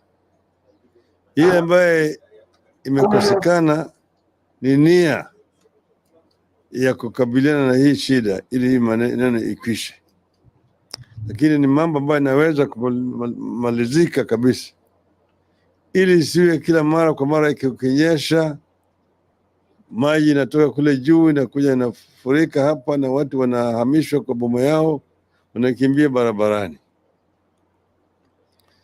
Kuna njia ya kufanya hii ni ya kujenga madams na ile inaitwa madikes na kadhalika, na tunaweza kufanya. Mimi na hakika siku nyingine itafanyika. Sasa tena mimi nataka kuchukua shukrani, kutoa shukrani kwenu wanachungwa kwa kufanya kampeni na kupata sisi kura ambayo tulipata hapa ya urais na kuchagua vilevile wabunge ambao mmechagua chama chetu cha ODM. Mena Hiribai sasa amerudi tena, analia rafiki yake Junet Mohamed. Junet hajaenda mahali, Junet haendi mahali. Imekuwa porojo mingi ya magazeti. Gazeti wanaweza kueneza mambo kila nyumba pale watu naishi, bwana na bibi. Kila mara kwa sangine naweza kuwa na tofauti ya maoni, sio? Bibi wewe unaona leo unaenda shida mingi hapa, sio? Wewe bwana wewe tunajua mambo yako, kila mara kwa mara unatoroka hapa na kwenda kutafuta wanawake nje, una ulevi na kadhalika. Hiyo ni mambo ya kawaida, hakuna shida. Junet hajaenda mahali, hakuna mtu ambaye ameguza Junet. Junet ndiyo director of campaign ya chama cha ODM. Tena kiongozi katika hii muungano ya Azimio. Yale yote ambayo magazeti wanaandika ni porojo tupu. Kwa mfano maana wanasema ati Azimio inaenda kusambaratika. Ati Azimio wengine wanaanza mambo si ya vyama vyao, wengine wanaanza kujaribu, kuna utata juu ya kuteua nani ambaye atashika bendera ya ODM na kadhalika. Hayo yote ni wao wenyewe ndio wanataka hayo, kuwe na shida katika Azimio. Azimio vile ninavyojua ni muungano, ni mseto ya vyama. Tuko hapa na ODM, tuko na Wiper, tuko na Jubilee, tuko na DAP, upya na kadhalika. Sasa Azimio haiwezi kujengwa kivyake. Kama vyama hizi ziko na nguvu, ndio Azimio inakuwa na nguvu. The constituent parties of Azimio must be strong. Kwa sababu naona sisi tunajaribu sasa kuimarisha chama chetu cha ODM. A strong ODM means a strong Azimio. A strong Wiper means a strong Azimio. Na Jubilee na kadhalika, hata na Kenya. Kwa sababu sisi tunaimarisha ODM ili Azimio iweze kuwa na nguvu. Sasa manake nyinyi vile mlipiga kura, mlikuwa mnapiga kura kwa ma MCS ODM, Wiper, Jubilee na KANU, sio? Ama kwa napiga ni kwa Azimio.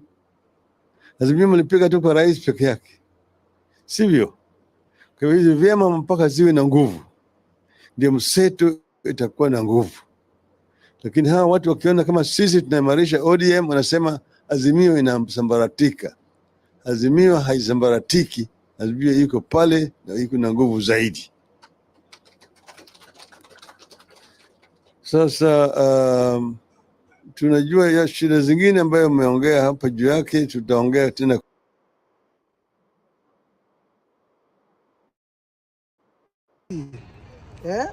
Junet Mohamed. Na hapo kwa mtandao ya kijamii kidogo watu wanaongea, wanasema maybe huenda aliandikiwa barua, alisamoniwa. Kuna watu wanapendekeza maybe alikosana na baba. Na mimi najua sana vizuri sana kama kuna mtu ambaye baba anamsikiza sana kwa karibu, Isuna East MP Junet. My friend Gido, ni vile mimi na avoid mambo mingi na avoid vita mingi, but ukweli lazima nisemwe. Mimi nasikia na nasikia uchungu mtu akisema ya kwamba eti Junet Mohamed eti akuwe someone asikuwe na asifanye activities zote ya party, asiongee mambo ya party, asinini boss. Nataka nikwambie leo Mohamed, kama mtu lazima na vijana lazima tu trust na Junet Mohamed ndani ya hiyo chama ya ODM. Iko tabia nyingine hapa ya kwamba ukikuwa close na Raila Odinga ni kama unakula kuliko watu wengine. La ukweli iko hakuna mtu alipea vijana ticket ya ODM kama si Junet Mohamed. Nataka nikwambie Junet Mohamed ndiye alipea Robert Alai ticket. Kama iko watu wengine wangeona hapa na watakangi vijana. Walisema Robert Alai ni NIS. Hawakutaka kumpea ticket. Junet Mohamed alimpea ticket.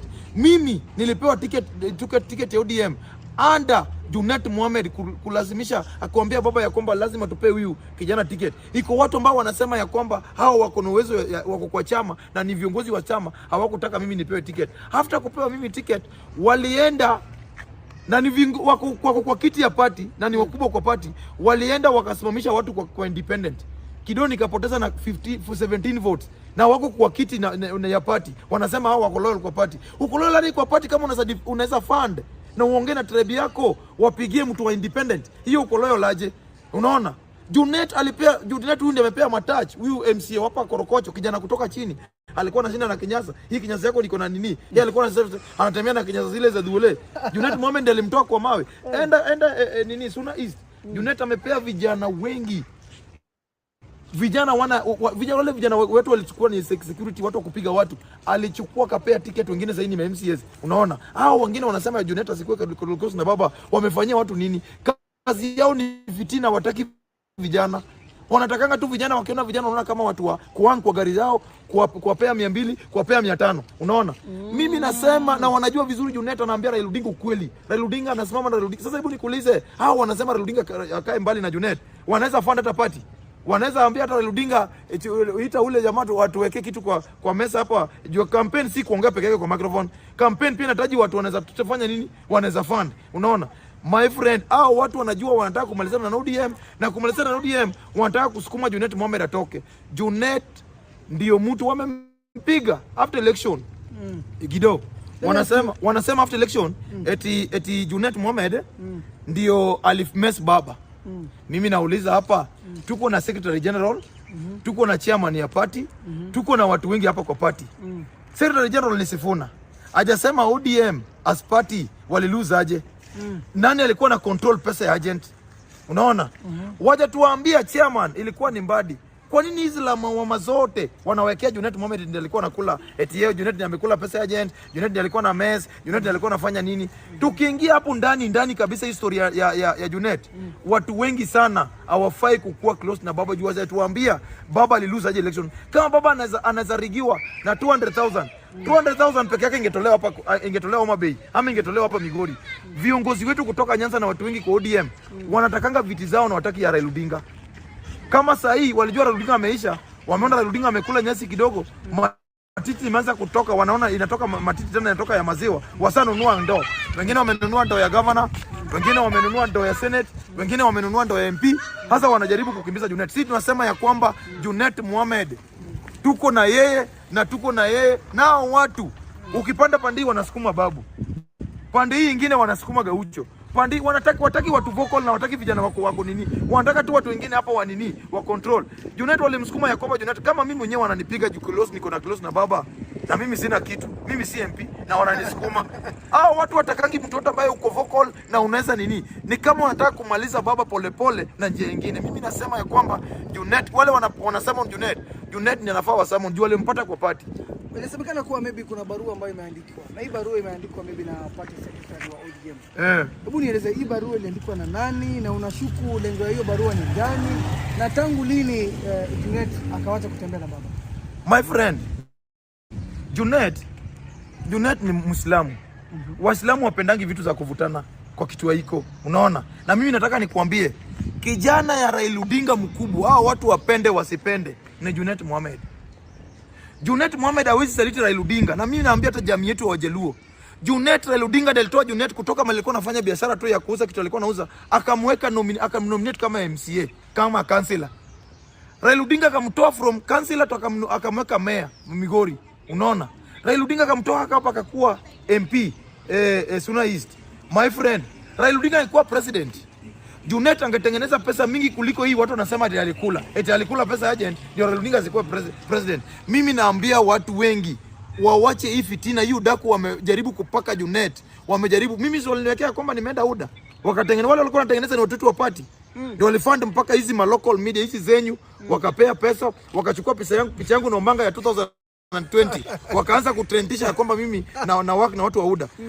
Watu the same watu walikuwa na lea ya kwamba alea watu ni kina nani? Iko watu sitaki kutaja jina lakini wanajijua, lakini wacha nikwambie kidogo. Said pia tumeanza kujipanga.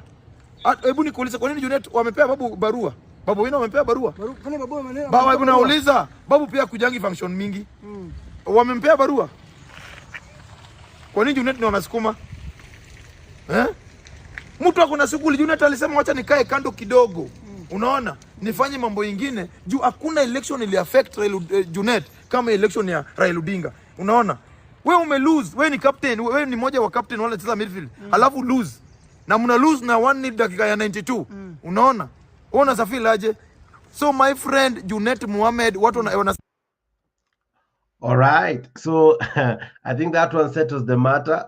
Gazeti walikuwa wamejaribu kutibua maji. You know, at times unarusha mawe, you see what comes out. If you find a bush urushe mawe, birds zinaweza toka, animals zenye wajificha huko nani wanaweza toka. So I think that's what the newspaper was doing, and Raila Odinga came out to defend, and equally that was Gaucho doing the same. Now, the final story I want to look at, ladies and gentlemen, is a matter that ilianza kimchezo. Yeah, ilianza na Twitter, okay? And one time during a ruling in BBI, the Supreme Court judge and President Martha Koome had to give a notice, or rather to tell Ahmed Nasir then, and of course Nelson Havi, wache hiyo katabia kakubash majaji kwa Twitter, kuwaingilia, you know, before they give out their ruling. Akawaambia bana manze, hizi stories za kutubash, that we are not fair, that we are corrupt, that we won't give verdicts that are neutral or fair or based on the rule of law or anything else. What is the story kwa Twitter? You know, don't talk on merit or demerit of a case when the matter is still active in court. That was the issue then, and where Ahmed Nasir akaendelea, ikakuwa ni kamtindo, ikakuwa ni katabia. Sasa was it jana or the few days ago, the court ikamwandikia bwana Nasir, ikamwambia, you know what, from today kuendelea, you will not be appearing, or we will not allow you to appear before the Supreme Court, you and your associates. So Ahmed Nasir was banned from appearing before the Supreme Court. And today there was a matter ya Moi, land ya Moi ambayo imekuwa kwa Supreme Court. Inahusu several billions, and one of the lawyers and his associates wenye wamekuwa kideal nayo ni Ahmed Nasir. And unfortunately, in an interesting twist of events, hiyo kesi it had to stop. It had to stop. Now, it is not just affecting the lawyer, it's also affecting the victim. The victim cannot be represented, because the victim ought to receive fair hearing. And one of the ways to get fair hearing is to have a lawyer of your choice. So one wameambia you cannot use Ahmed Nasir. So leo judges wakasema we will not continue with this case until huyu lawyer ajirecuse, ajitoe kwa hii kesi. Now, see and look at this drama that happened in the courts today. It was interesting to see the courts gagging Ahmed Nasir and telling him, you know what, always appear before us, and kanyanga kubwa, jipe shughuli bro, kwa hii koti you are not allowed. You are not allowed. Sijui kama I'm justified to use your persona non grata. I wish I had a lawyer. I'll be having them, I think, kwa Shamba edition on Sunday. But I'll ask that question.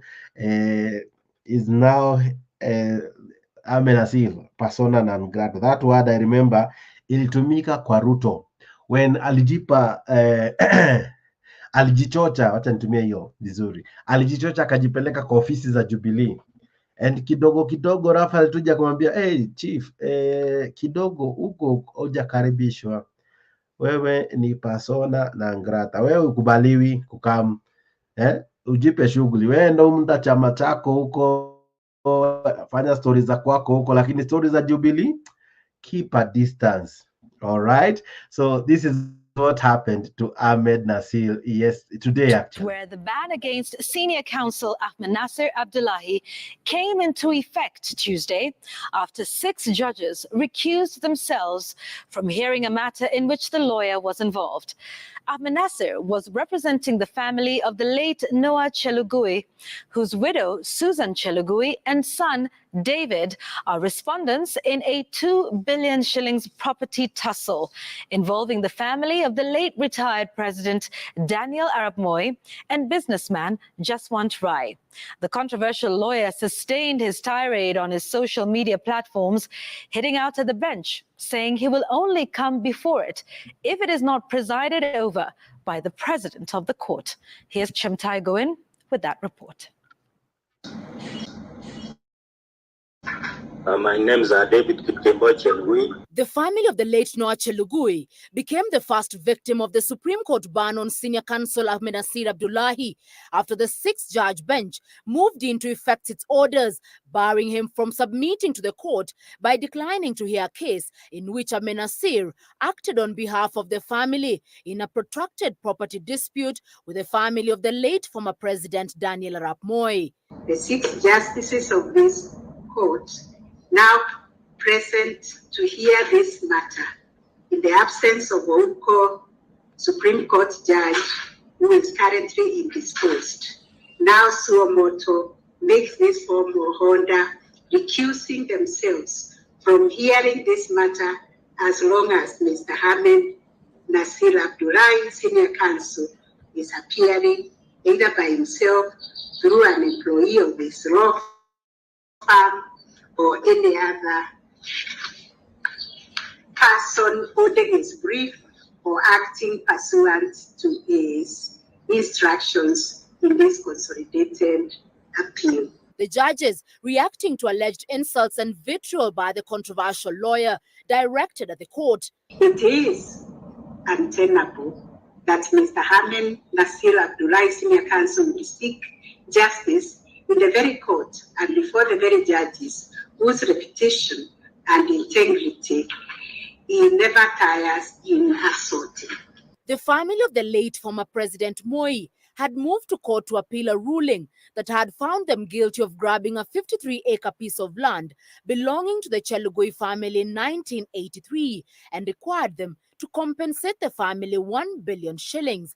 With the patriarch now deceased, the respondents in the case were widow Susan Chelugui and son David Chelugui, who witnessed a further delay of justice. Mr. Chelugui, as I said, we empathize with you and especially your aged mother, but we like, the case belongs to you, so we would like to give you time to tell us whether you want to engage another lawyer or how you want to proceed. My mother is Susan Cherubek Chelugui, the 4-year-old lady admitted at St. Luke's. She got a shock of her life when the court pronounced that the lawyer he had chosen was not going to represent her. My request, Your Ladyship, I traveled yesterday and I'm privileged to have given me ample to appear before you. I request that you give us time, the earliest, as my mother is an old lady, to engage another lawyer. During the virtual hearing, the court led by Chief Justice Martha Koome stated that the case will not proceed as long as Ahmed Nasir, his defense team or any other advocate linked to him was part of the proceedings, taking to his X handle to state that he was ready to make peace with the court on 2 conditions, and I quote, "I will not take a brief or appear before the Supreme Court as long as CJ Koome, DCJ Mwilu, Smokin Wanjala, and Njoki Ndung'u are judges of the Supreme Court of Kenya," end quote, and that further, quote, "I will come back to the court inshallah, God willing in Islam, if and when Justices Ibrahim, Lenaola, Ouko and other new members constitute a majority in the Supreme Court," end quote. A letter by the Registrar of the Apex Court issued last week was Tuesday formally adopted as a court order, where the controversy-stricken lawyer was notified of the gag orders arising from his continued attacks on judges in the judiciary. Ahmed Nasir has since vowed to challenge the decision at the East African Court of Justice. And even as he waits his day to the court, it appears he may wait longer to appear before the Supreme Court if his conditions are anything to go by. This is because most of the judges of the Supreme Court have time before they get to the mandatory retirement age. Chemutai Goin, Citizen TV. All right, so that is what is happening to our lawyer. Others are saying it was time, it was long overdue. Others are still saying, hey, before the eyes of the law, everyone is entitled to fair hearing. Everyone is entitled to have a proper representation, to have the representation of their choice. Today, that one was put to test. Equally, the question would be, if you can gag a lawyer from appearing before a court, right? My question, I don't know, I need to know this. Can you equally say some judges should not appear in our courts because sometimes they give rulings that we don't like, or they make things that create controversy? Because what Nani did is to create a controversy that the judges didn't like. If they are the ones on the chopping board, because probably they don't go to Twitter, they don't go to Facebook, right? But when they mess us, can they as well be asked not to rule some cases? That's just me thinking. Maybe I'm doing it in a kafani, not a loud way, but we will be looking at that in other shows. But wait, ladies and gentlemen, with that, I choose to call it a night. Thank you very, very much for keeping me company. Imagine I'm ending the show with so many people watching me. I know, I know the feeling when the show has to come to an end. But equally, allow me to end by thanking you for tuning in all the 1+ hour of the show. Asante tu sana. Thank you equally for many of you ambao participate kwa comment section. You guys are just but amazing. Wow, you guys are wonderful. Asante sana, asante sana. I'm seeing Zion Kenya TV unasema you're an amazing brother. Asante sana. Asante, nasema amazing bro, support me too. Okay, Zion TV Kenya, we wadau, kimbieni hapo, support this young brother asking for support, but equally support us, Afric24, by subscribing to Afric24. I see Penya Gaka kwa hapo ndani anasema Raila, let me just read some of your comments. Raila, hey, just empty talks. 2027 we shall show him the same times 6, ataibiwa tena. All right, that is what Penya Gaka, a diehard of Azimio, is saying. I see Goodyear alikuwa ndani. Felix Kavita, I see you. I see Esther Kabiru alikuwa ndani. Thank you very much. Matondeto, I see you. Asante sana. Dr. Recap, I see you. Thank you very, very much. Okay. I see Ezesh Mfinyi alikuwa ndani. Asante sana. Hannah John, I see you. Thank you for your sentiments and your comment. Remus Yegon, asante sana kwa your comment and your sentiments as well. Ladies and gentlemen, we have to come to a close, but these were the sentiments that made the show, and these are the guys equally participating kwa comment section. Na pia wewe ambaye you just chose to watch, you are equally a very important person. Thank you very, very much for being part of this great, great show that normally happens every day at 10 p.m. You are an awesome crew. You are an awesome team. Asante sana. God bless you. God do you well. Of course, tune in tomorrow morning, 9 a.m. sorry, East African time, where we do it again. We do it again in style and fashion. We do it so well. So come in the morning for our newspaper review. We will have another awesome one. All right. We'll have another interesting show. Thank you so much. This was what we were looking at. We were looking at that, and that is what inspired our conversation. I don't know what's your take about it, but wait, ladies and gentlemen, thank you very, very much. I see someone joining in. Now yesterday nilimfungia, aliingia tu the same way ameingia leo. Now today I think I should be kind, right? We are taught to be kind to everyone. Now, okay, allow me to do this as much as I was wrapping up. Allow me to do this, ladies and gentlemen. Let's give him some 1 or 2 minutes, and then we will be wrapping up. Bwana Penya Gaka, yesterday uliingia the same way. Ulingoja tu nikisema kwa heri ya kuonana ukaingia. Leo pia vile vile, lakini zaidi yote vipi kaka, habari ya leo? How are you, Mr. Penya Gaka? Salama salameni kijana yangu. Niko salama, thank you. How are you? I'm okay, I'm okay. All right. Now today I didn't want to do what I did yesterday. So please feel free to tell me what you wish to contribute, because I've really talked about I've conversed so many topics actually, but feel free to jump in where you feel you were equally touched. Siku nyingi sana, lakini kwanza ni kutoka yesterday ile mlikuwa nasema ati kwa nini Ruto anamiti watu ya koti, and it is very clear, the record is there. When Maraga was trying to get to talk to President Kenyatta, this meeting, and President Kenyatta did not give him a time of the day. But when Ruto gives this lady, the people of the court time, then you say the court is going to be bold, and the judgments are going to be for the URA. What's a joke that is, my friend? Kila wakati, all the media houses in Kenya are just the same, because what is good for the goose is good for the gander. What's good for those people is good for this. Not necessarily the opposite. Even kusema kwamba Kenya tunaendelea mzuri, hakuna, there is no problem. What is there is a hardship that is in economic change. When you take out the support of the, whatever they call that, I don't know what name they call it. When you take the support of the money and yoyote ndio inakuja the hardship of the economy. That we agree, all of us. Personally, I do agree, because whenever you talk to anybody in Kenya, watakwambia vile maisha imekuwa ngumu. And that is understandable in any society.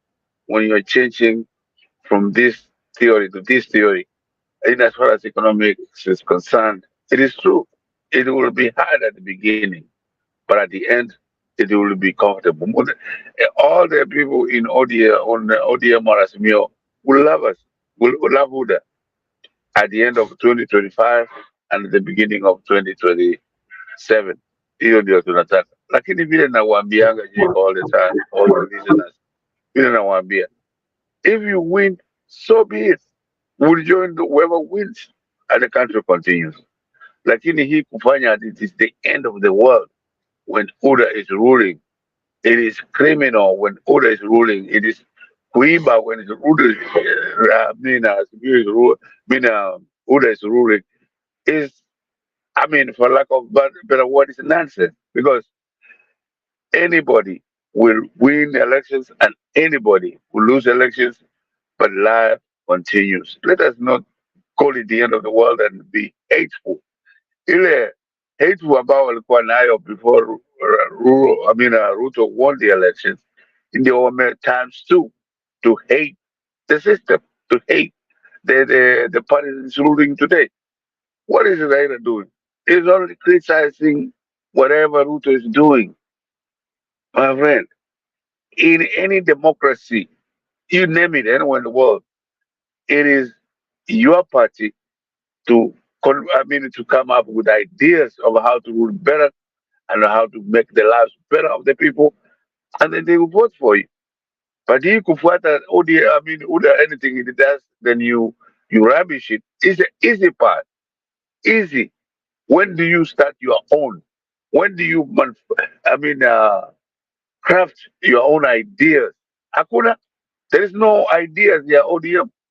What about even the gentlemen who come here? They are only rubbishing the party of the day. Now that's a waste of time for some of us to react to that, because we have watched these elections everywhere in the world, and it is nearly the same.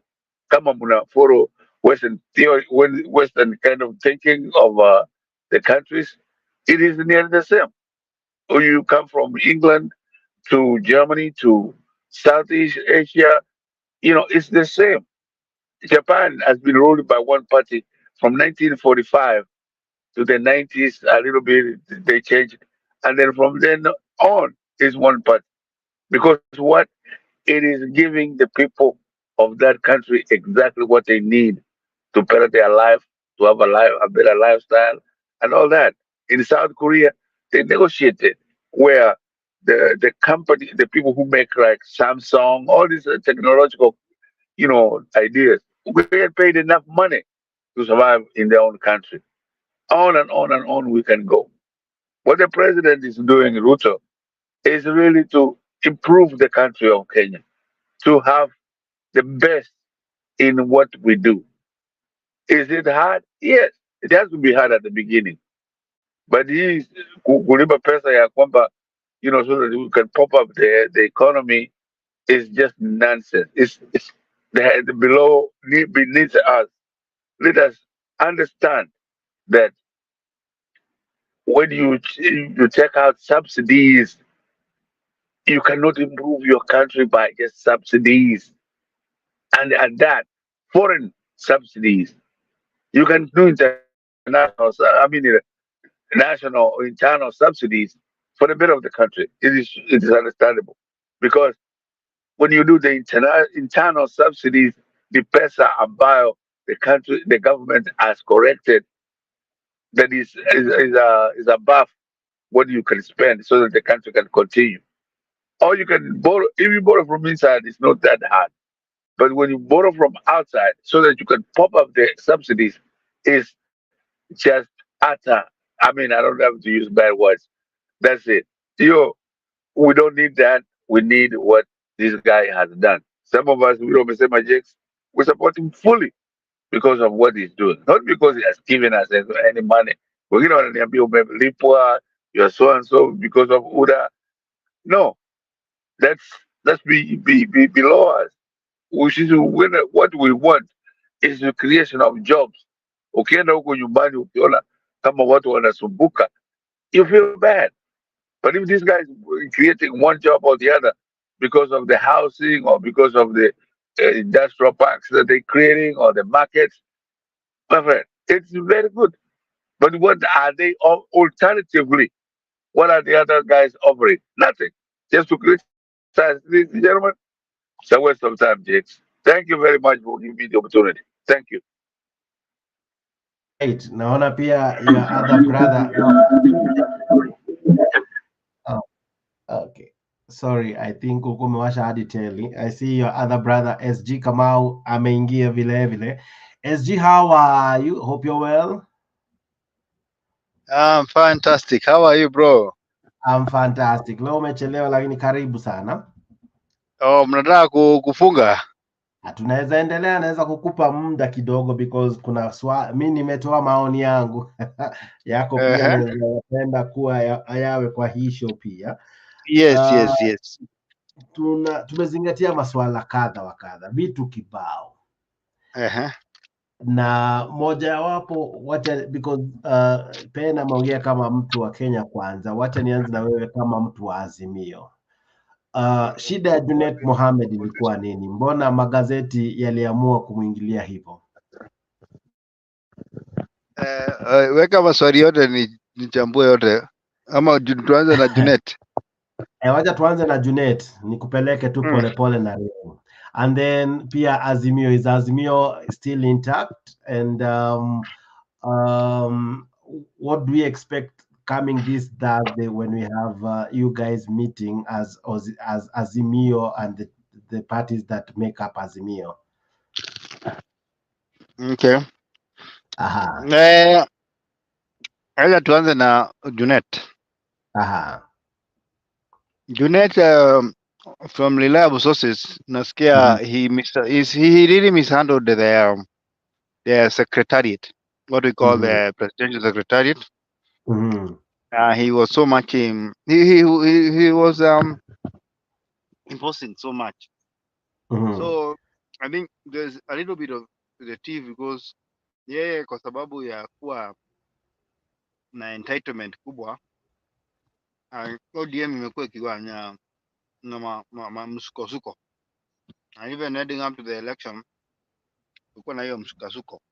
So I believe that was a problem, or is a problem, but I don't think he is going anywhere. For those of you who want Azimio to go somewhere, what we're talking, whatever is uniting us is greater than what is dividing us. Every time you wake up and see Ruto and his useless government, anybody in Azimio, we become friends. We become more friends. We hug. We do a lot of things together. There is nothing that can separate opposition since 2001. Opposition, they know. Anytime you go your separate ways, your goose is cooked. That is a fact. So we really need each other. And opposition and Azimio will be together. We might have a new name come 2027 or whatever time we're going to have an election, because I don't even believe that tunaweza fika 2027. But if we reach there, we are going to be very much united. Hata sasa tukisupport hata watu wengine, hata nimesikia huku nyumbani wakisema ambao walikuwa Wakenya Kwanza wameingia opposition kwa sababu ya mashida ya wakadha. Unajua hii serikali imeumiza watu kimfuko. You know, us guys from Mount Kenya, hata wale ambao walikuwa wanaitwa Tugege, they vote for the economy.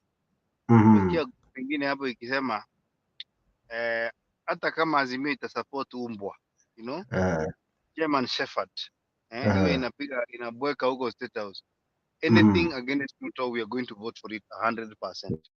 Kwa sababu we have never seen such a president in the history of Kenya and in Africa.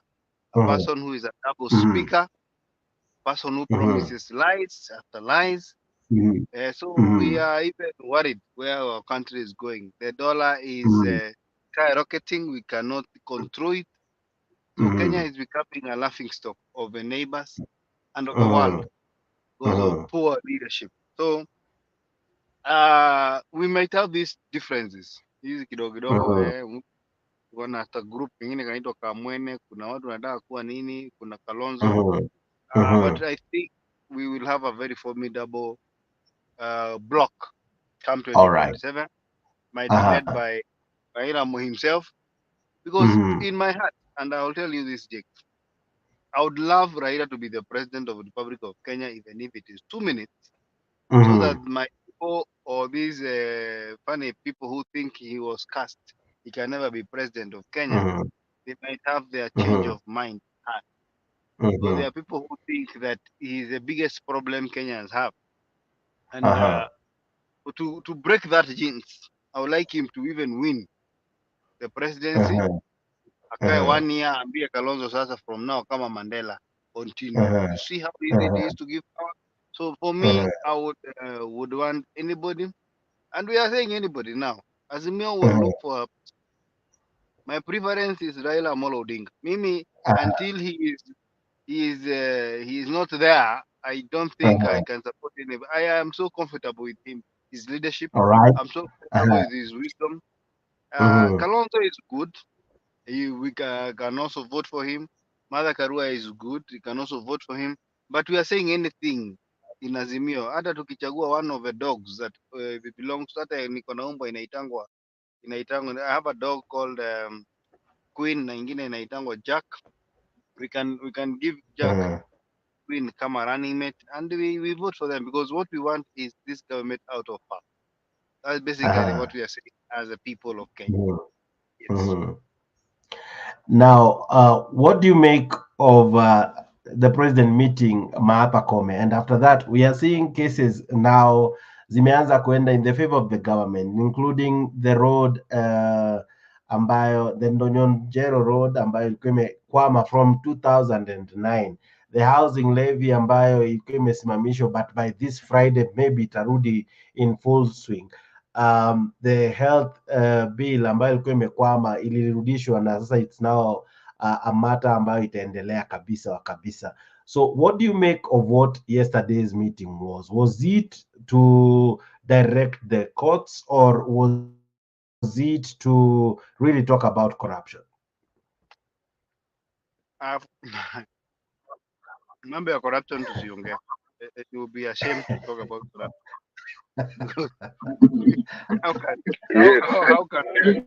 How can the corrupt talk about corruption?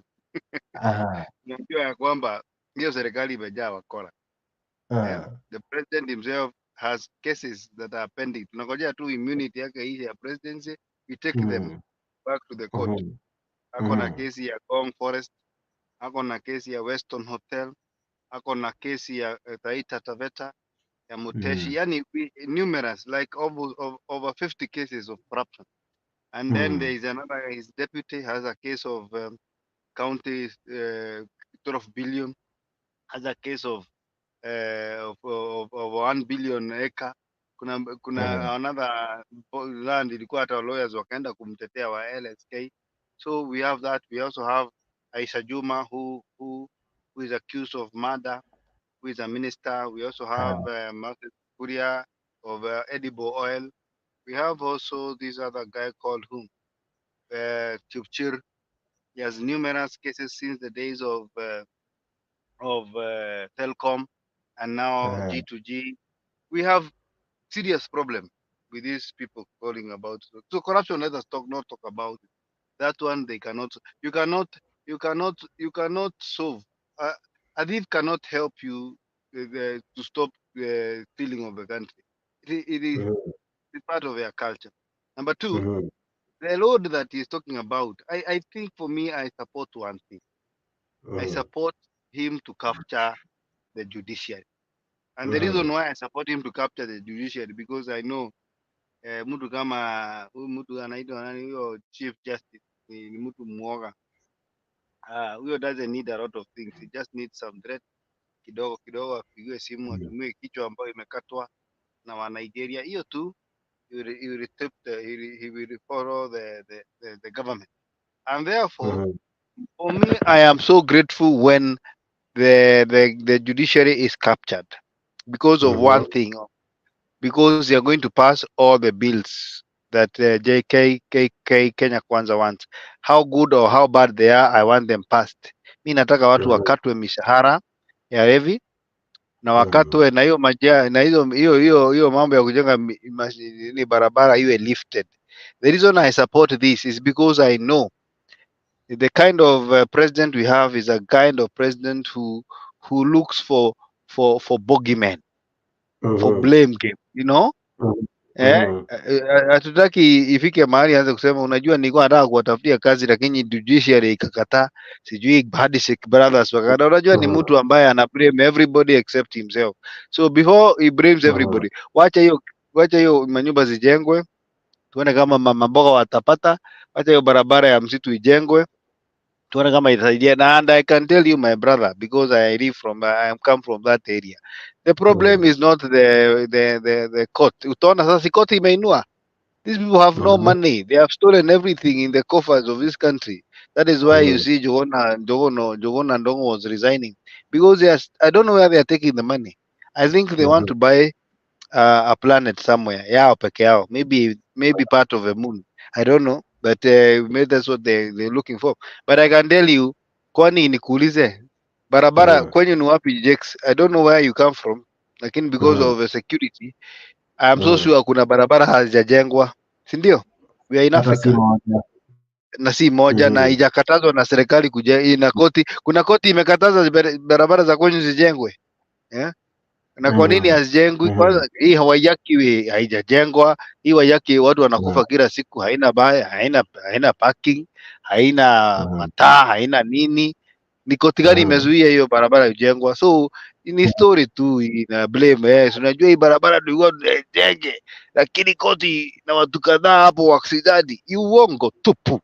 We know this kind of characters, and therefore wacha zipite, na tunataka watu wakatwe mshahara, wakatwe hiyo mambo ya nini, ndio hiyo maneno tuone ikifanyika, because we know it won't work. Yeah.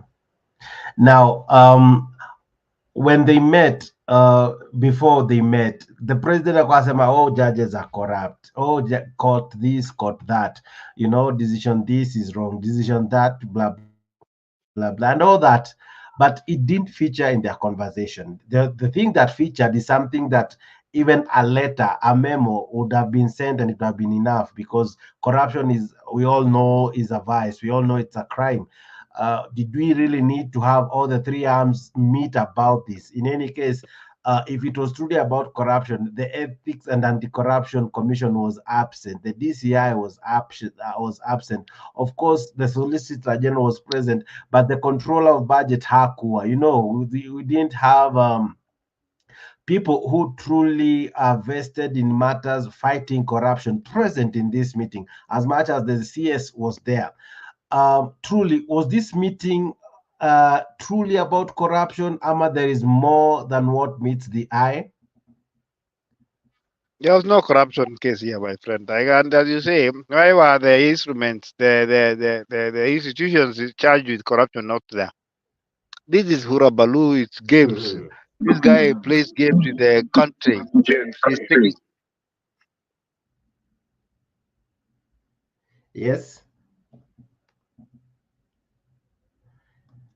SG.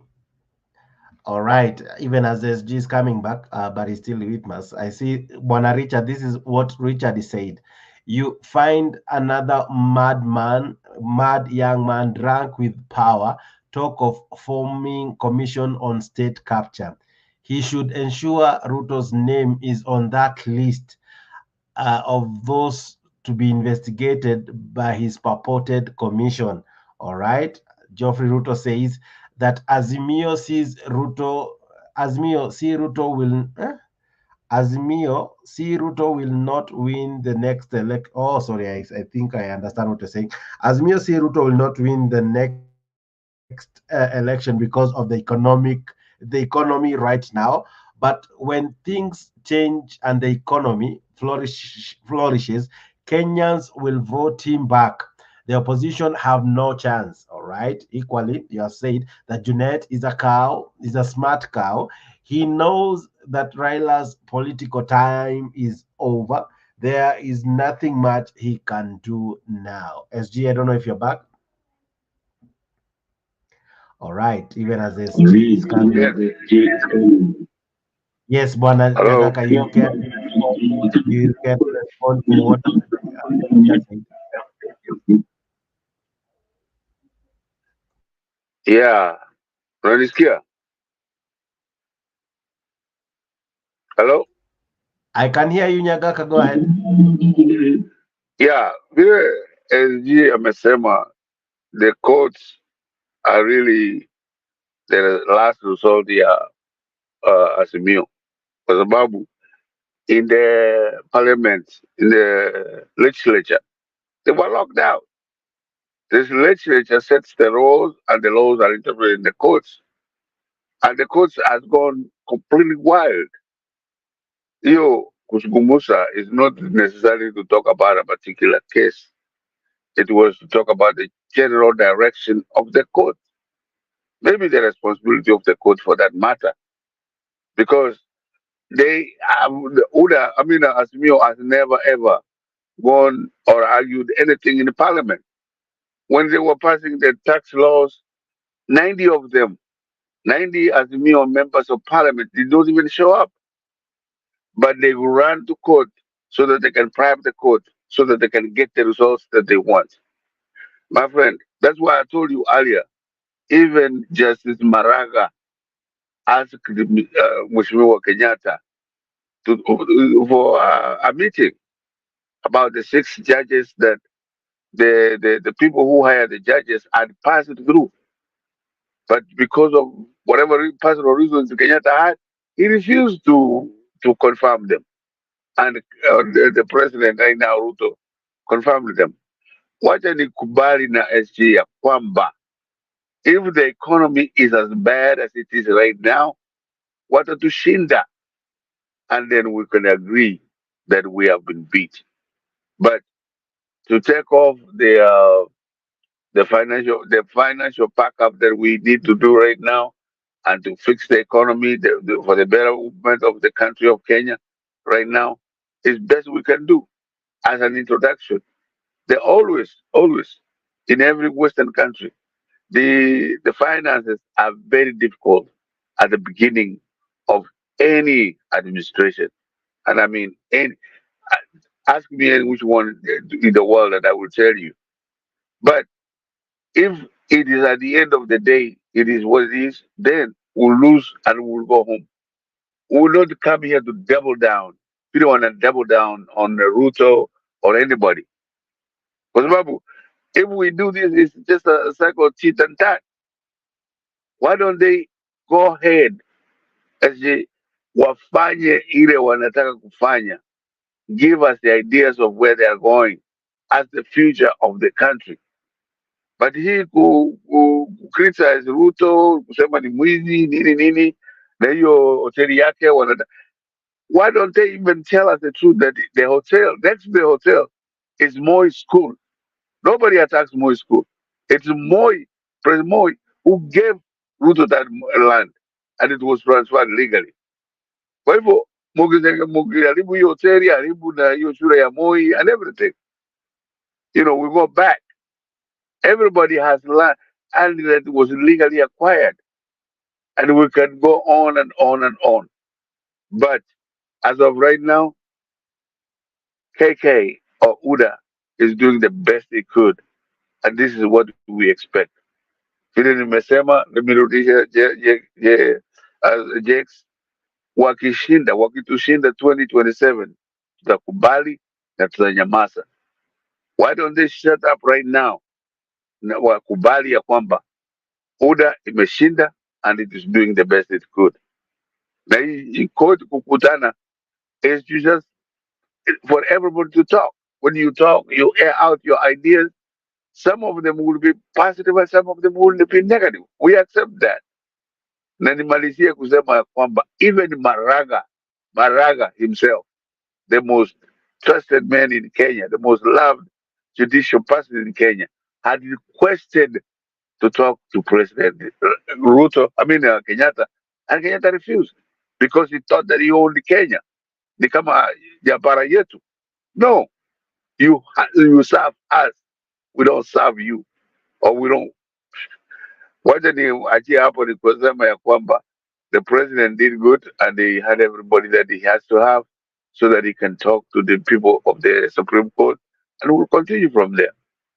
But hii kufuatafuata Ruto ati amefanya hivi, amefanya hivi, amefanya hivi. Why don't you tell us what you will do? Amuna, you don't have any idea of how to rule the country next time. You have the ideas ya kwamba Ruto has done this, has done that. That is not what people. What we are Kenya ingawaji, you can call them anything. They are smarter than we think. Thank you very much. All right, Bonapen. I think. Sorry. All right. All right. Bwana SG, I don't know if you're back. Yeah, I'm back. Yeah. You were saying something and equally Penya Gaka amekuchokoza. I hope you heard what he said. But go on with the submissions. Okay, sikusikia habari ingine. I think kulikuwa na hii mambo ya hitilafu ya mambo, but I think I think hii kitu ya kuambiwa sijui KK1 it is good because Ruto kama hangeshinda, najua tungekaa dunia hii tukifikiria yeye ndiye alikuwa engine behind Uhuru Kenyatta success. Yeah? Would have died thinking he was the engine. Now we know he was not, because you know how he has handled the education sector. Ama sijuliongea juu ya education jana. Tukajua watu constituency, watoto constituency mzima 300,000 kids have not gone to school. Why? Because of a useless government. Tuliongea juu ya G2G, yeah? Petroli ambayo inaenda kuokotwa gas, petroli mbaya sana ya kuosha refinery ndio tunatoa hapa Kenya. Hiyo ime flop, imeharibu dola kabisa. Watu wameumia sana kwa sababu ya commissions. Na ndio sababu unaona Uganda imetupeleka kotini kutustaki, sababu tunawauzia mafuta mbaya ambao ni mbaya na ni expensive. So when you look at that, then it tells you who was the problem in Kenyatta government. It was not the handshake brother, but one Sugoi man who came with a lot of appetite to eat and steal. And therefore his cronies have destroyed this country and we are supporting them. Wacha hii nchi ianguke iende under receivership so that we can build a country that belongs to each and every person. But for me, I don't think I'll take the advice. Nyaraka is Nyaraka or what? Telling me that I go and you advise the president on what to do to build a country. No, let us not advise this regime.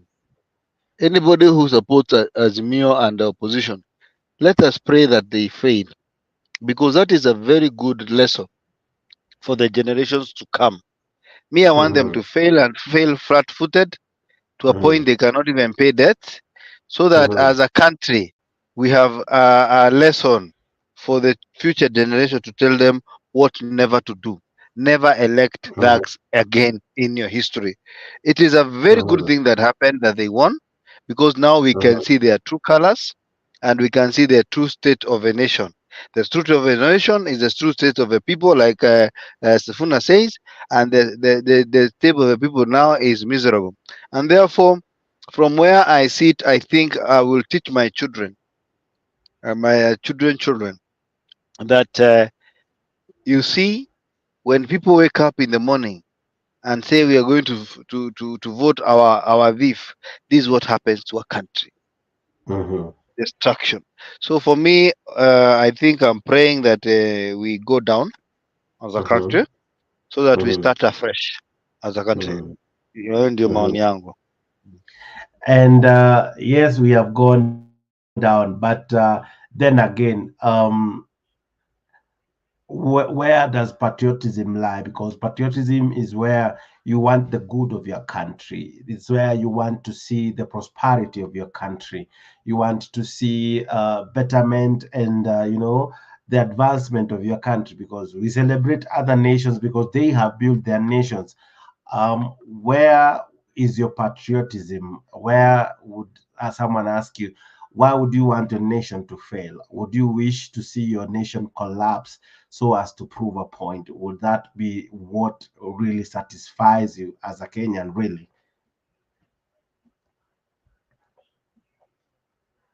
Bwana SG?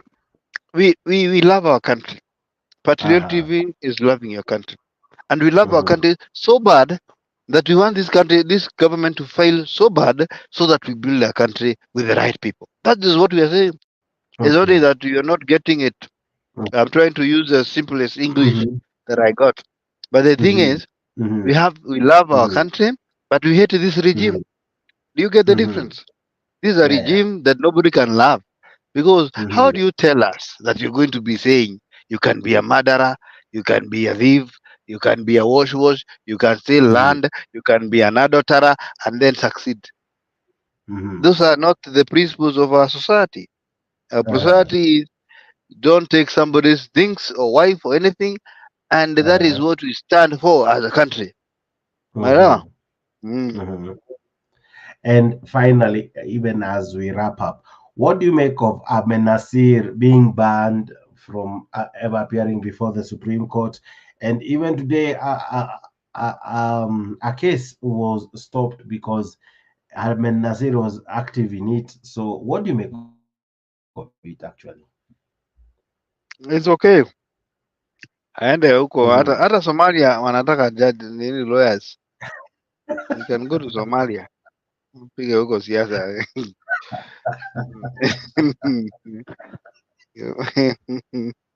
So,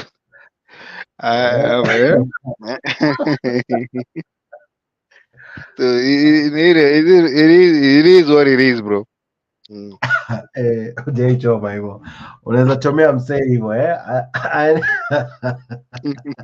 arudi Somalia. All right, okay, give me your closing remarks, brother. And thank you so much. It has been a pleasure. We will keep talking, because if we do not keep talking, the thing is, every time we open TVs, there are so many lies from the Kenya Kwanza government. So as we are the ground, tutakuwa tunachafua, tunatoa hizo mauongo, tuna expose until the people find it right to see a country that is better for each and every person. Kwa hivyo sisi hatunyamazi, hatutahongwa, na tutasimama imara na kidete na ukweli, na sisi tuko wengi, we are the majority. I can tell you from where I sit from the ground, I have changed so many people's heart. So many people have started realizing, kumbe, I wish I knew. I did with the emotion. So we are happy that they can buy any leader they want, but the ground has changed, and everybody is now feeling the hit of poor leadership and poor governance. Yes. Kuna mse hapa na kusupport your friend and brother Makiadi.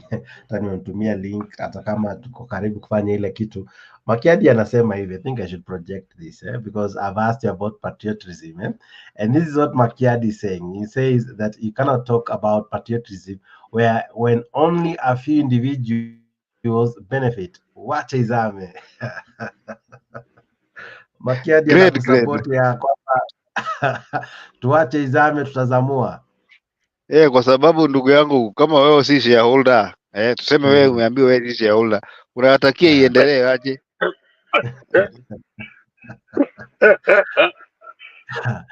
Nyagaka, what do you think? Should we let it sink and then tutaizamua baadaye? No, SJ is saying all the stuff that we all like. I mean, as in KK, tunapenda hiyo unasema hiyo SJ. Kwa sababu you have no ideas how to rule the country. You cannot come up with any ideas. Ile unakuja nayo ni what Oda or KK has done, and that's what you are criticizing. I have my nephews in the mountain. Mimi nawauliza, wanasema uncle, hii mtu Kenyatta anatuletea atatufanyia nini? Aje tuambie kile atafanya. And you cannot always go around somebody's behind and saying how totally bad they are without saying how good you will be. What are your ideas? Hakuna hao wote kina Makiadi, kina SG wanazungumza everything negative about this president. Few unasikia huyu anasema they want to knock it out, they want to kick it, they want to, to say that it was not Kenyatta who destroyed the country, it was Ruto who destroyed the country. My friend, you can keep waiting and keep talking like that because you don't have any ideas of how you will solve the Kenya's problems, how you will do anything for the Kenyans, for a democracy. It's a competition of ideas. You don't have any ideas. Yako ni kusema vile huyu amefanya mbaya. Hujasema hilo utafanya mzuri. That's the problem we have. Na hiyo tunapenda. We don't care. We like it. Just keep talking like that. And you will see that the Kenyan people understand. Ukitoka kwa mountain, ukitoka wapi, people understand what is. Raila has sold this forever. He ruled Kenya from 2018 to 2022 with Kenyatta. What did they do? They went borrowing money. They were doing all kinds of stuff. Na huyu mtu ya shares anasema when they got there was nothing. Even panya walikuwa wametoroka. Hapo tunakubaliana. Lakini if you cannot give us ideas how to positively change my life, ni kusema ati James amefanya mbaya, James amefanya mbaya. What are you to offer? Hata ukisingiza SG vile anasema, he has not said anything to do with the future of the country and how they will rule the country better than what it is happening right now. I have a lot of friends in ODM. Now wananiambia, if we give you our ideas, then you will copy us. No, we have all our ideas. Hiyo manyumba tunachenga, ile hospitali tunafanya, hiyo maparapara tunafanya. We accept that. Not necessarily that we have been paid by Ruto. A lot of people accuse me that you are paid all ya Ruto. Hakuna kitu kama hiyo. It's ideas. Yes, wote nimalize ya kusema. Well, let me finish with this. The bottom-up economics. And Ruto explained it very well. Kuchenga hizi nyumba, there is somebody who is putting together the hii mabati. There is somebody who is building hii majumba ya kuchenga nyumba. There is somebody who is transporting them. There is somebody who is building it. There is somebody who is wiring it. That's the bottom-up economics. When you have more jobs at the bottom and then tax those jobs, you raise the country's economy. And that's exactly what they have done. It's not necessarily us doing it. We are borrowing it from somewhere. The Koreans did this. They were with us. When some of us were young, they were with us. So, yangu ni kusema ya kwamba very clearly state what you will do. And we will not copy your stuff. We will not. Because we have ours, and that's why you have gone to court to bribe those people in the court so that they can rule for you. Thank you, Mushmil. Right. I see I'm joined by sorry. I see I've been joined by two gentlemen who have raised very interesting sentiments hapo kwa comment section. Richard was the first one to raise a very interesting sentiment and then followed by Makiadi. Before I bring in Makiadi mwenye amesema tuache izame tutazamua baadaye. Allow me to begin with the Richards. The Richards, there's something you have posted. One, you're talking about if we were to form a commission of inquiry to discuss state capture. One of the person we equally ought to look into, this is what you had posted, is none other than the president himself. You say that you find another mad young man drunk with power talking of forming commission on state capture. He should ensure Ruto's name is on that list of those who to be investigated by his purported commission. Now, Bwana Richard, if I may ask you, what really inspired your argument that the president equally needs to form the list ya wale ambao watakuwa investigated on state capture?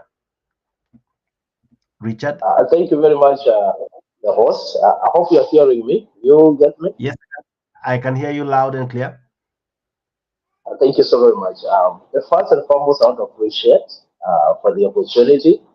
I actually got excited, and it's like Let me come in live so that I may be able to possibly, if I get an opportunity, to air my sentiments here.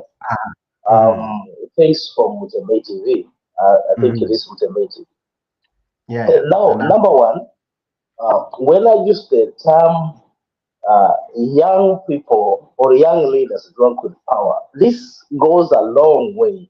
That every time we are having young parliamentarians, when people come to parliament, always they're the ones who are fronted to look like they are actually fighting something, but they're being used by the other gentlemen or ladies behind. They only fight wars they are not knowing exactly how it begins. If you talk about corruption in this country, we are talking about something that nobody cannot describe the tail or the head. You don't know where it is coming from. You don't know where it is going to. Today in Kenya, if somebody will ask you, what is the best business that will make you millions? Somebody will never tell you what that business is. But I can tell you for sure, the business that is very highly lucrative and you can never know how to get into it unless you are in it is called brokerage. If you become a broker, you will become the best businessman or business lady. And that business is not easy to die. Now, these people who are involved are the same people who have the trappings of power. They know what to sell and what to buy. And you will never find them because they know how to do it so smartly. They know how to get away with it. They leave no traces behind. They're very clever in what they do. And that's why I'm telling you that I agree with this topic that Ruto has finally captured all arms of government. And trust you me, just like the saying goes, imeenda. You shall hear that, imeenda. No, let us not lie to each other, brothers and sisters. We are all Kenyans. Lakini ukweli hii Ruto is not your ordinary politician. Ruto has been here since more time, the YK 92, right from the university. He has studied the politics of this country so cleverly. He knows who Raila is. He has worked with them. He knows all these other politicians. He has dealing with Uhuru. Actually, Uhuru is like a small baby to him with politics. I'm telling you, Ruto knows more politics than even Uhuru. You might even say Uhuru was actually riding on the back behind Ruto when it comes to political moments. Ruto is a big wig in this thing. Why am I saying Ruto should be investigated? Because he's part of the same cartels. The same group we are calling that they should be investigated. The state capture. They are part of the same thing. But of course now they are using people like Lili Nyoro, they use this young man Ichungwa because they don't understand the nitty-gritties of everything. So they can shout, they can talk, they can form commissions. Tell me today, which commission that has ever been formed in Kenya that brought a real conviction that we have real evidence? Nothing. We've had commissions upon commissions upon commissions, land commissions. They have been all there. But the reports come, they are put behind. And the story goes on and on. Today people talk about the police. For those people who do not know the work of the police, they may shout, a policeman serves whoever is in power. They will never change and do this because you are called by the name from their tribe. That's none of their business. They're there to earn money. Everybody is there to protect the interests and that one to earn the bread for their family. Full stop. That's the end of the business. Even if you are the closest neighbor or his brother, if you are against the government of the day, this guy will tear gas you. He will not care. Or he will simply hide behind and let his colleague tear gas you. And then tomorrow he'll tell you, oh bro, I was not around. Because why? That is how the system works. Today, it is Ruto. Whichever means he got here, he's the one in power. And you've got to accept it. Yeah? I never voted for them. I voted for the other guys, the Azimio. But I'm telling you, these guys outmaneuvered them. Even if it is told today that Uhuru was with Ruto, was just playing the public display and like they are fighting, whichever it is. That was the engineering of the whole thing. Is Ruto. He knows how to play with the minds of other guys. Why am I saying this? Because these guys are staying with these guys, all of them. And he knows how gullible the heart of Raila is. Raila is easy to convince. That's why he's called Baba. He has the heart of our father.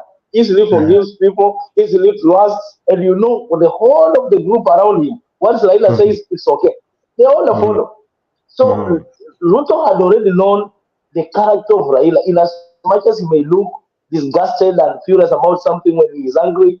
But once you talk to him, the guy will forgive and continue. Today, we have Ruto. What we should be talking about is how do we get out of here? Because it doesn't matter the shenanigans and the stories they say about what is going on today.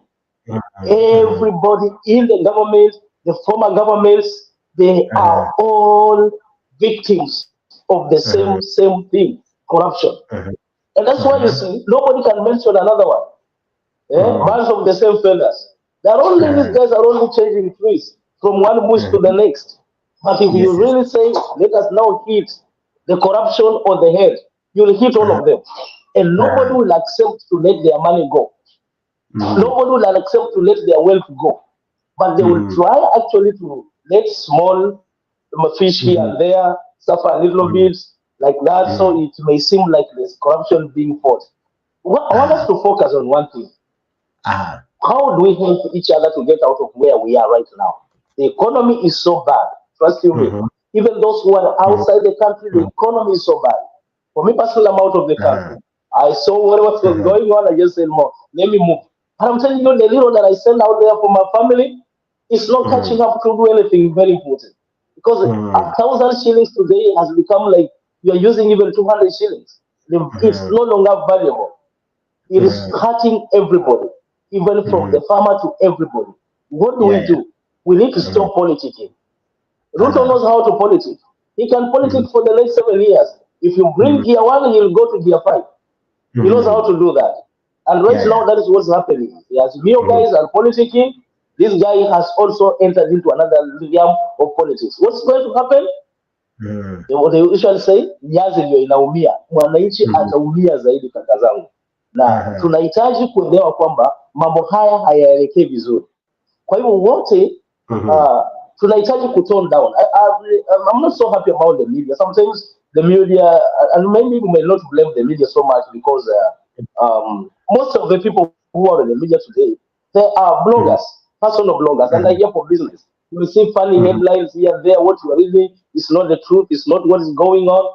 Now, what we need to do, we need to analyze the reality. We have to understand that actually the things that is happening out there, the country is not in the right direction. Things are happening are not the right things that should be happening to Kenyans. We have seen the suffering out of the flooding that has taken place. People are suffering. There's no food. Others are cut off the other side of the country.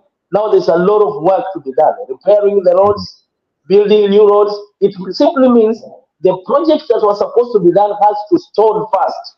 First of all, to try and recapitulate what is already destroyed. Because if the country has no infrastructure, you are going nowhere. All of us are stranded.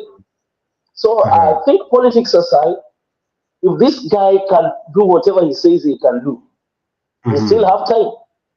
Yeah, he still have 3.5 years to do. Already over 1 year is already gone. He has strong 3.5 years to prove himself. I think he should stop being distracted by the opposition. They are doing their work. They need to criticize him. Of course, that's what they need to do. The rest of the guys, what they need to do as a government, as these guys criticize them, they need to get and catch the bull by its horn. They need to work seriously. Take advantage of the criticism, use it positively. You don't need to, when they're giving you this kind of a criticism, you also look for a way to criticize, fighting each other negatively to not get anything healthy for the country. They need to use every word that comes as a criticism to use it, sit down, interrogate themselves, what is it we can do better? Sometimes I may not like it, maybe the way Ruto puts it, but you can't blame him as a politician. Let them come and tell us what we need to do. No, they cannot come and tell you what to do because they're also fighting for their own. They tell you what they would have done better if they would have been in power. What they just need to do as a government is sit down, they have heard, they have analyzed. Is it what they're saying? Is it sensible? Can it work? You may give it a different name, but actually you are using the idea, what they are putting on the social media. What is important is to make sure you are bringing up your ideas and they are bringing value to the lives of the common Kenyans. It is important, even if they cannot deliver 2/3 of their manifesto, even if it's just a half, it is important as they forge for the next elections. I think that will be very, very imperative as we head towards almost in the half of his term. Because this year is going to be moving very fast. Before you know it, will be almost in April. Yeah. Thank you so very much. Wow, the Richards, asante sana. I would have asked you a question, but I will, if you stick around. Allow me to equally have... Yeah. Thank you so much. I love your sentiments. I have Rich Makiadi. Richie, there's something umesema tuache izame tutazamua baadaye. Why do you say that? And as much as I'm asking you that, is because patriotism calls us to love our country, but mahali imefika unasema tuache kwanza izame tutazamua baadaye. Yes, Makiadi, how are you? Salama sana ndugu yangu Jex. Can you hear me? Yeah, great to have you. I hope uko sawa. Una sound uko na mafua kama mimi. Niko salama. Asante sana. All right. Let me say hi to all of you. I can see Benson there. Okay. Ben Nyagaka, I think SG has dropped, and my brother, the Richards. Let me start by answering what commenting on a statement that my brother here made, the Richards. The Richard is saying that William Ruto has 3.5 years, of which, if he wants to make good use of that time, he can do something for our nation. My brother, let me tell you something here. The country is broke. William Ruto has exhausted all means possible of raising revenue. KRA is not hitting the targets because people have been overtaxed. And the problem is, like I always say here, if you overtax people, they will always find a way to escape the dragnet, So Kenyans have found ways that they can escape paying taxes, and they are doing it so successfully that for the first time, KRA is saying that it is not going to hit the target. It is going to raise revenue, but they are projecting that there will be 300 billion Kenyan shillings short of their target. So I want to ask you here today, if this KK government had an idea of how they were supposed to be doing their job, why are they struggling? Penyagaka, you said here very well that patriotism, I love that word patriotism. Patriotism is subjective. Patriotism cannot be patriotism when we as Kenyans want to have a better country which only benefits a few people, a few individuals. If the majority of the people are suffering, and what we are seeing is the politically connected individuals, the so-called politically correct individuals are the ones who are enjoying. You go to Mombasa Road, you will see choppers being imported every day. Enda uangalie, zinapelekwa Wilson kila siku. 300 million politicians are buying choppers every day. While Kenyans cannot even be able to fend for themselves, they cannot buy food, they cannot even, afford healthcare, they cannot take their children to school. So why are we talking about patriotism? Patriotism is not to support a nation whereby you suffer while the others are living large. That is not patriotism. So we will not support a government which makes sure that the common mwananchi that they rode on to power is suffering while they eat good. Jakes, if you want to parade that picture again of the previous meeting, if you can, post that picture, the one that they took in front of State House, the new doors, I can see renovation inaendelea vizuri kabisa. The renovation that is taking place in State House had to wait until the crisis that was artificially concocted by William Ruto, the artificial crisis that was concocted by William Ruto, to be sorted out. These people, you look at the people that are attending that meeting, and I read some blog somewhere, and I agreed with that blog. The person who is on the left, if you post that picture here, you'll see the person who is on the left there is the AG. The AG is somebody who was fired from the judiciary because of corruption. The next person to that AG is called Waigoro. Waigoro, we all know the story of Waigoro. And people don't forget, and they say internet doesn't forget. People started posting pictures, videos of William Ruto, saying that Waigoro is the most corrupt politician in the Republic of Kenya. Now you want to tell me that all of a sudden, Waigoro has become a person who is supposed to be fighting corruption in our country. We have to stop these mind games that we are playing with Kenyans every day. William Ruto himself, Wetangula ndio ni mtu wa kuuza dhahabu, kila mtu anajua. He cannot even go to the inaitwa UAE. Akipanda ndege tu saa hii jamaa hatutakuwa na speaker tena. So these people are all corrupt. Kuanzia kwa Ruto, who Penyagaka is here, so adamantly defending, saying here that the land ya Langata primary alipewa na Moi. What evidence do you have? If the KCAA, Kenya Civil Authority, Aviation Authority, is saying that that land was grabbed from them and they took Ruto to court, wewe unatuambia Moi mgani alipatia Ruto shamba? Kwani shamba ni mkate unaamka asubuhi unakatia mtu unamwambia chukua without papers? Please, let us be serious here.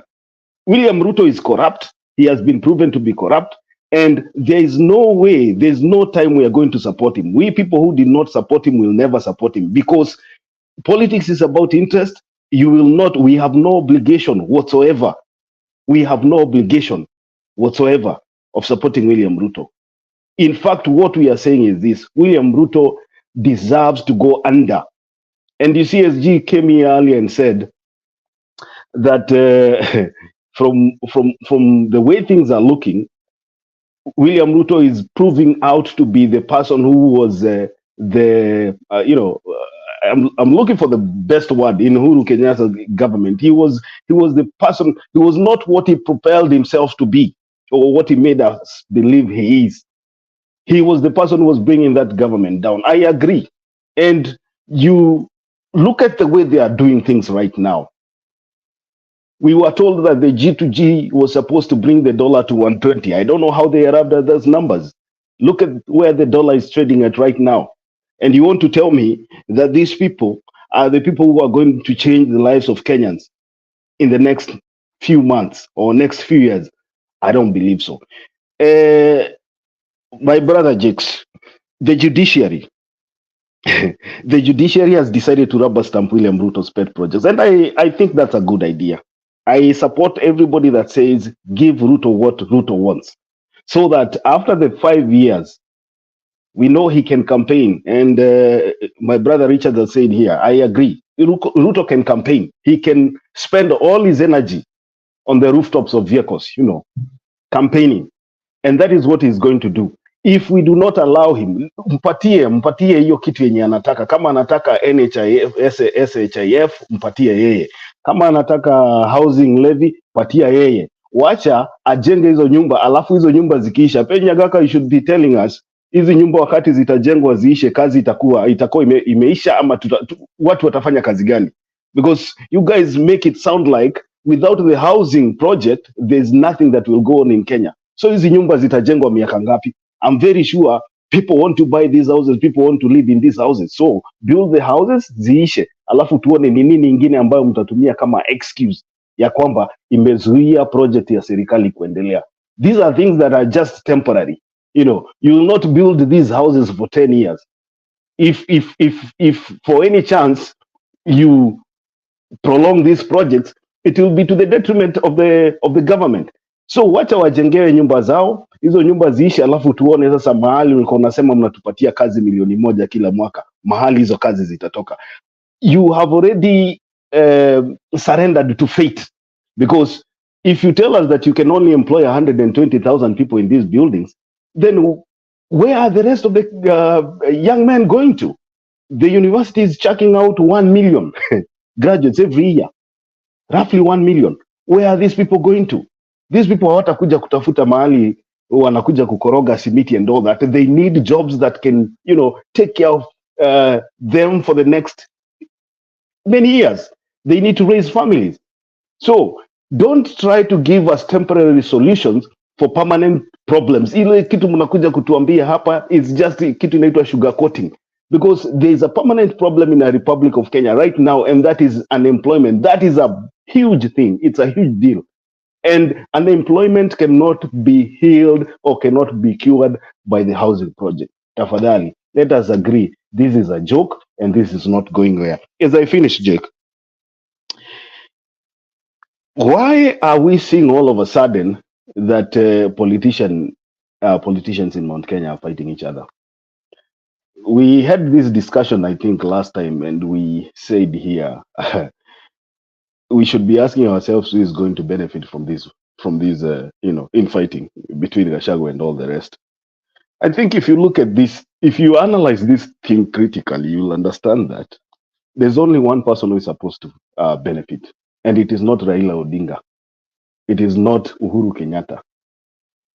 As much as we want to, side with the young Turks who feel like Gachagua is an embarrassment to the nation, of which most of us have, opined here many times, that Gachagua was not the person to be the deputy president of the Republic of Kenya by any means.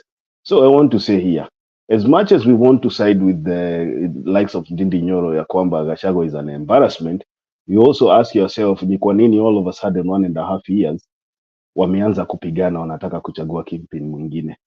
And I think there's somebody who is an insider who is causing this commotion and confusion so that we can look for another scapegoat.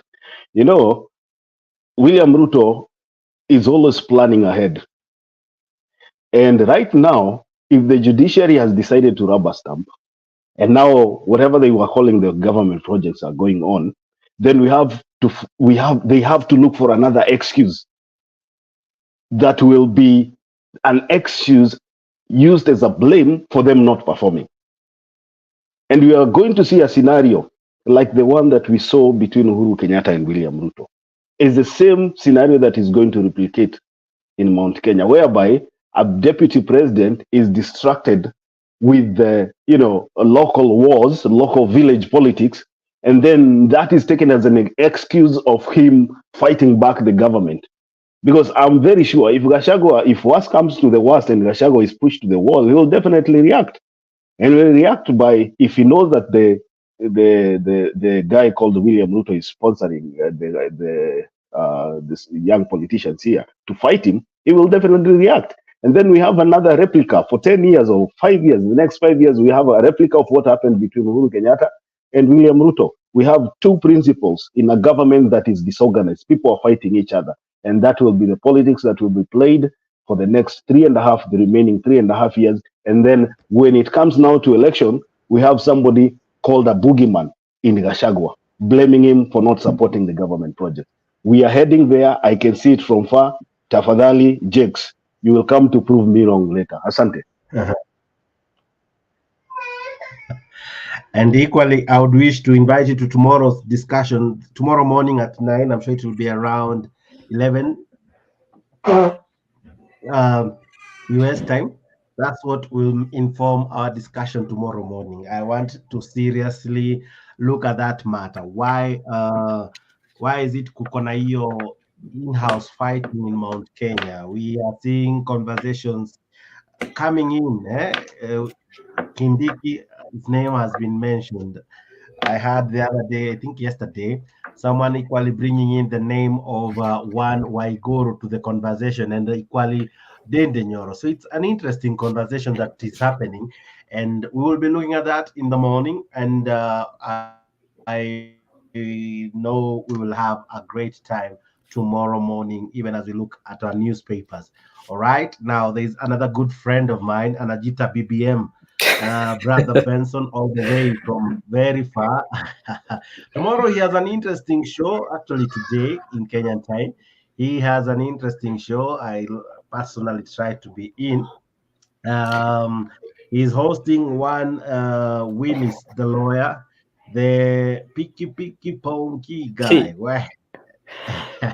Yes, Jake. You don't want to miss that one. So kindly kimbia hapo BBM kesho. I think it's 8:30 African time. Yes, it is. Hopefully he will show up, but from all indication, we've been communicating, so he has been responding so well. So tomorrow it will be okay for me. And I owe you something. I told you to call me so I can tell you on how we maneuver this. You don't want to call me. You know. Tutapangana. Nilijaribu kuzungumzia mchana nikaona umeshikika. We will find a way probably after this. We'll definitely have a communication.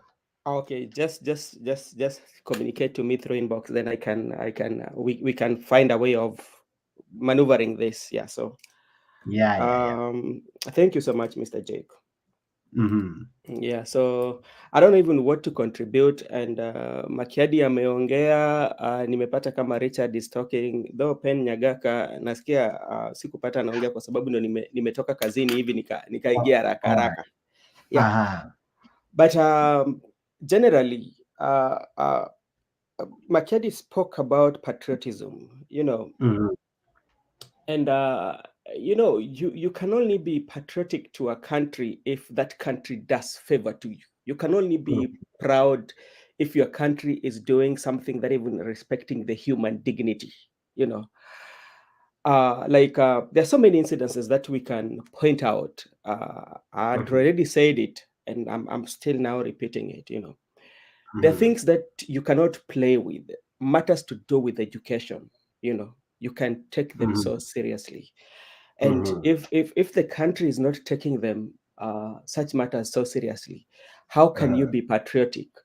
For instance, I'm talking of a school in Migori whereby everybody scored a D in a school. It tells you like these people having like the same IQ the way they think. Yeah. How can that one happen? You have to get in a class, even if everybody gets a D, you can get somebody get a D, somebody get a D plus, somebody gets this and this. And that one will tell you like there's that graph curve that you can gauge and know like how we are performing, because this student, they are being graded each and every day. Yeah. So it comes and everybody get a D's, you know, it raises issue. Yeah. So that is there. Then when you come again to matter of patriotic and about the housing levy, I was just asking somebody the same this. For instance, in Nakuru, I don't know whether you're aware, the 2-bedroom was going for 3.1 something. Yeah. I think the 2-bedroom was going for 3.1. The 3-bedroom was going for 4 point something. These are being sold at the market value. My question is, if to say today I have 3.2 million and I pay it upfront, will I be still paying the house levy yet because I have the house? Interesting question. I don't know if somebody can answer me that, because the main vision for it is like we should own a house, right? But I'm blessed to can buy that house as 3.1 upfront at the market value. So my question is, since I have a house, affordable housing that has been provided by the government, and I'm still working, is the money still going to be taken out of my payslip to get affordable housing because I've already paid? That's another question.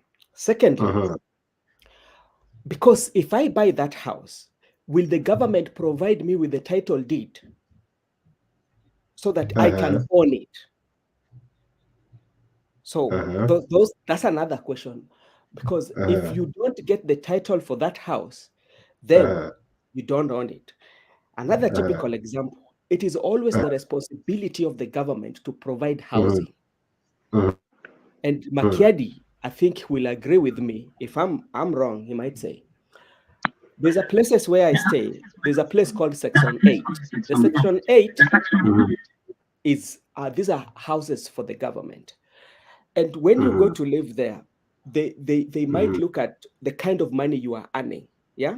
There's some places that the affordable housing, you cannot live there based on your annual income.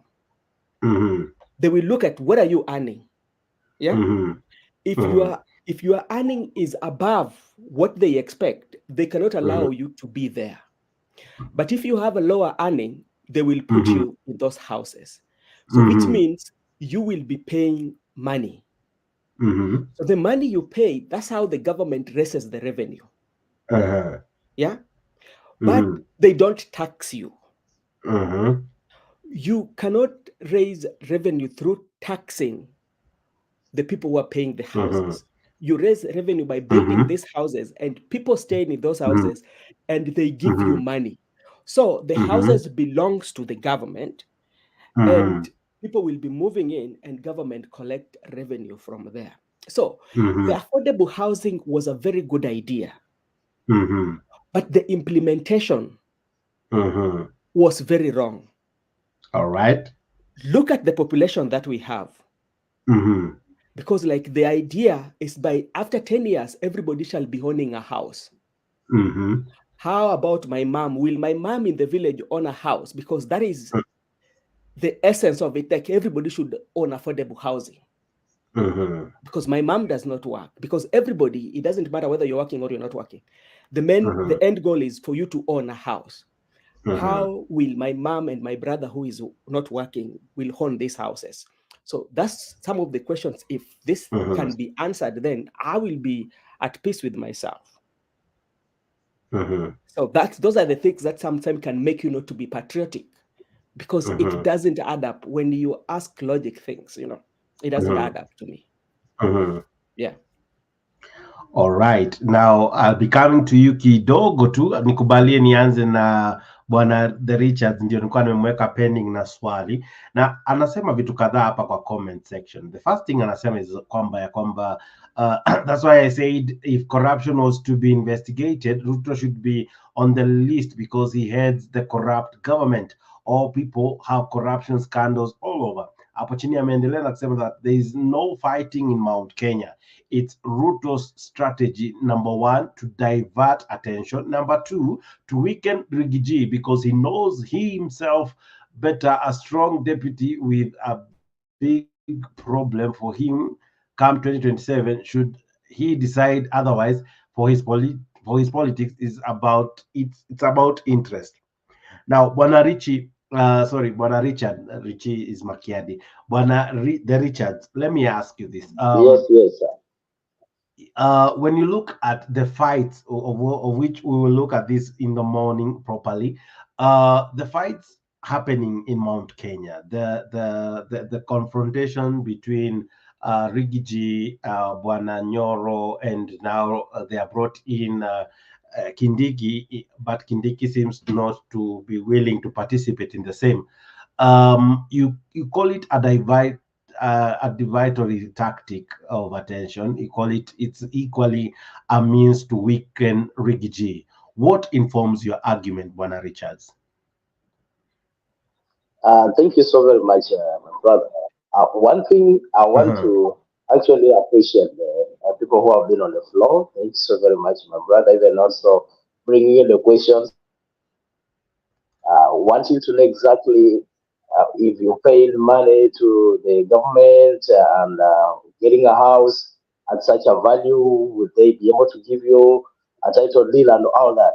I think it's a nice question, but then maybe we are not the right people to answer him. Maybe one time you bring in the guys in the government to be able to give him the answers. Yeah, that's good. That's a good question. Coming back to what you've just asked me right now, directing me back to the questions, to the my statements rather. Looking at what is happening, that's what politics really is. And for people who understand, there is politics in studying politics, but there is politics in application. You might rather find it very unique and different. And this is what Ruto has done all his life. If you look at Ruto, He studied science. Studying something like that is important. But look at what he's doing. He's a smart and sharp politician than those who studied political science. Why? Because this is something he has taken time to go through practically, walk the walk with the real politicians, walk along people like along with the people like Orengo, understand the law.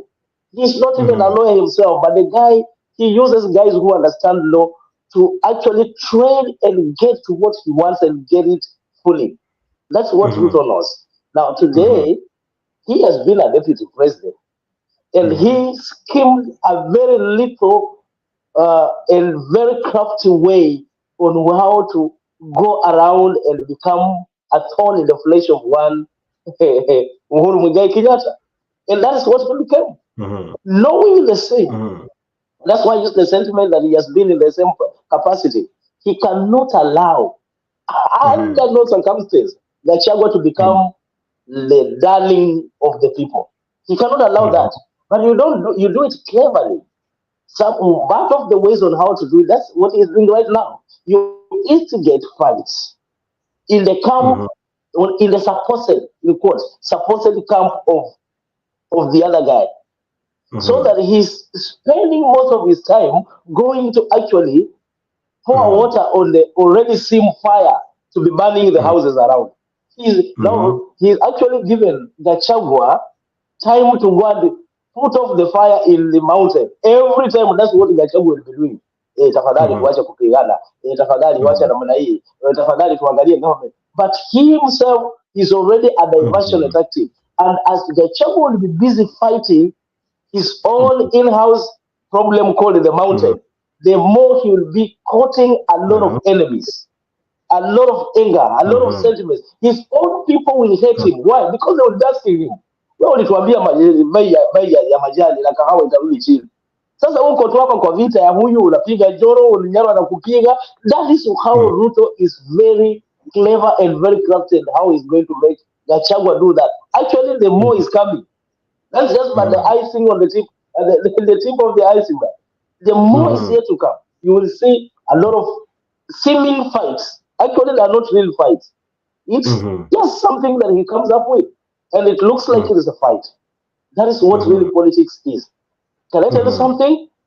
It is a part of it that he has started carefully. Right now is what even he's doing to the Azimio, if at all this Azimio is still there. Or rather, I'm seeing right now people going back to their groupings in the name of now every party is going to the grassroots, preparing for the grassroots elections, which is a good thing. They all need to retreat and all that. But I'm just like, in my mind, having understood the politics of this country, I'm wondering whether this thing, the so-called Azimio will come back. These people are going to disintegrate and every party is going to go back to its own party and all that. Because looking at Azimio the way it has been constituted in the last year election, part of the people in the Azimio were actually on William Ruto's camp.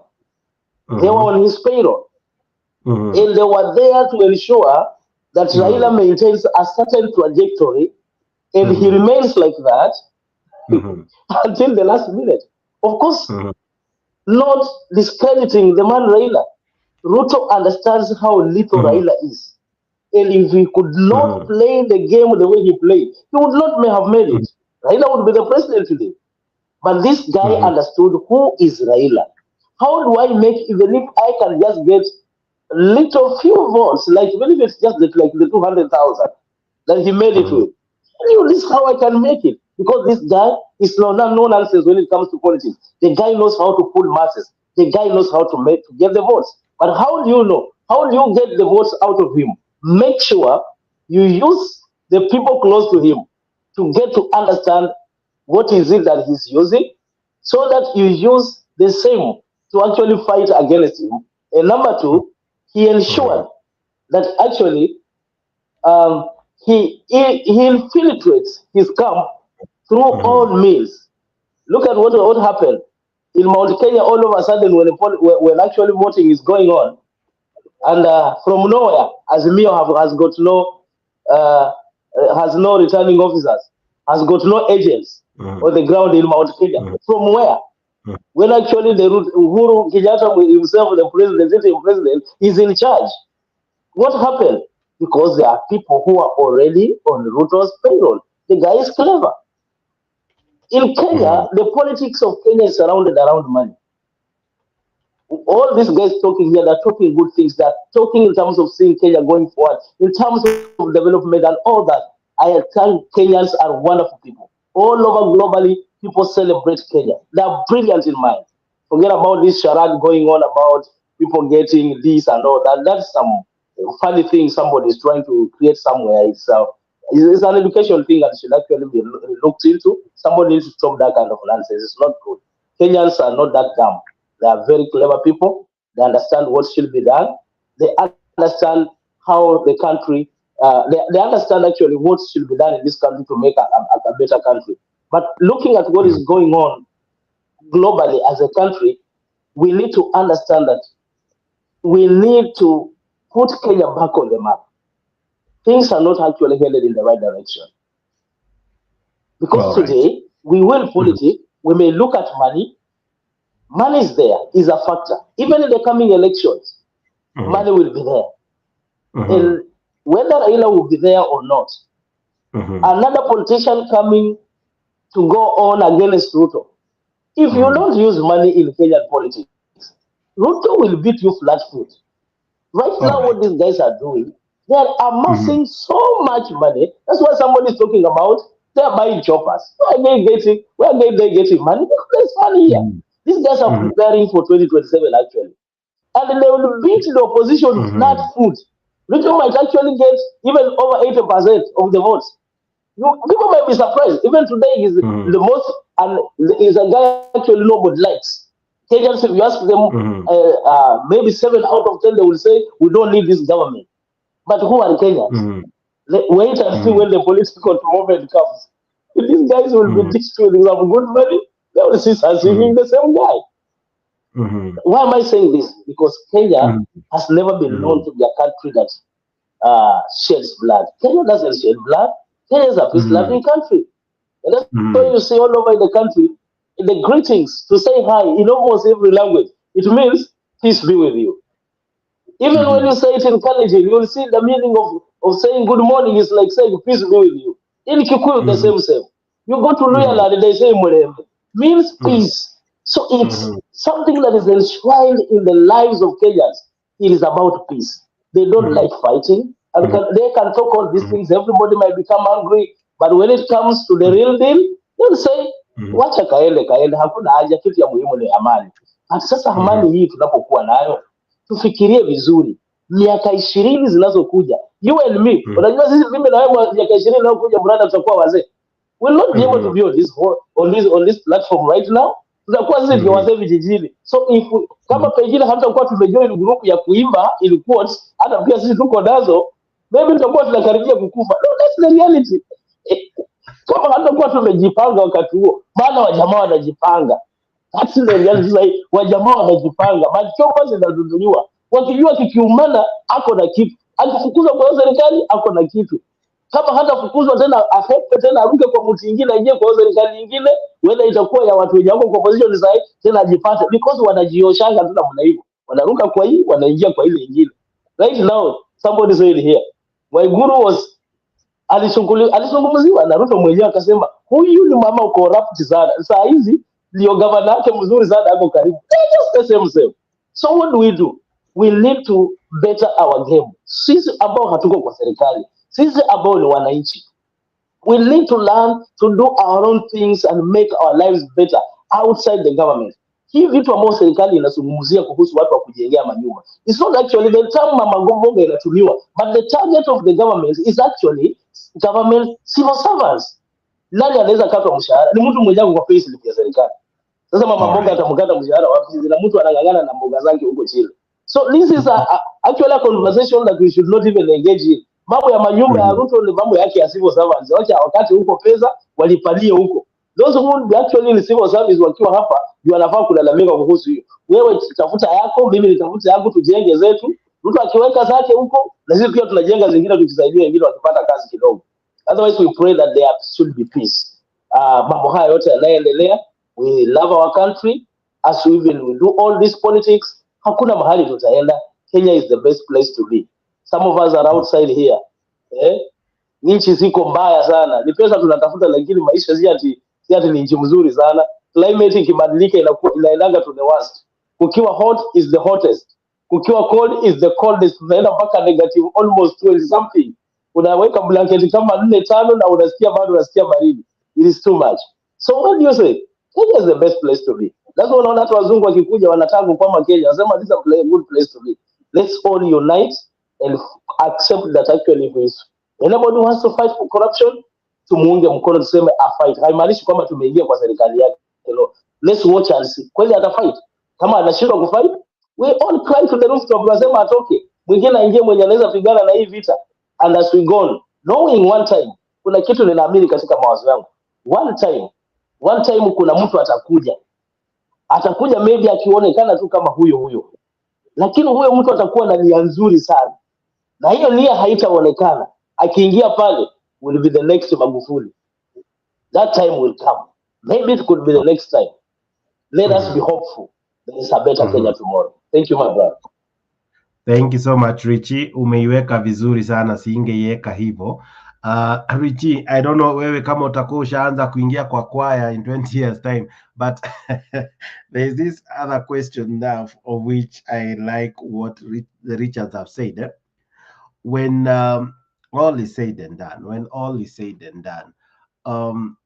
the meeting yesterday, and you have rightfully called out the people who were in the meeting, the fight about corruption. Did we have to have that meeting? Do we have to have a commission or a team that looks into it and then in 30 days give a report? Is that how we fight corruption in the first place? You know, Jakes, I want to tell you here, in the first place, I believe, and I started by saying here, we had no crisis. That's one thing we should agree. We had no crisis. There was no crisis. There was nothing that would have, made sure that everything stops in the country.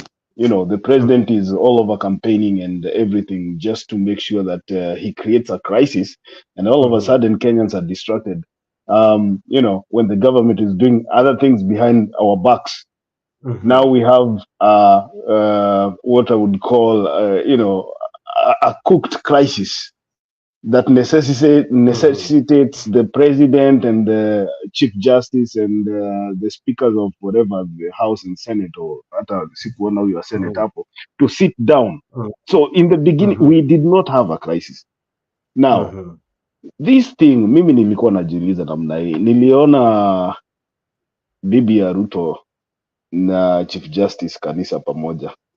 And nilikuwa nisema kila mahali namna hii.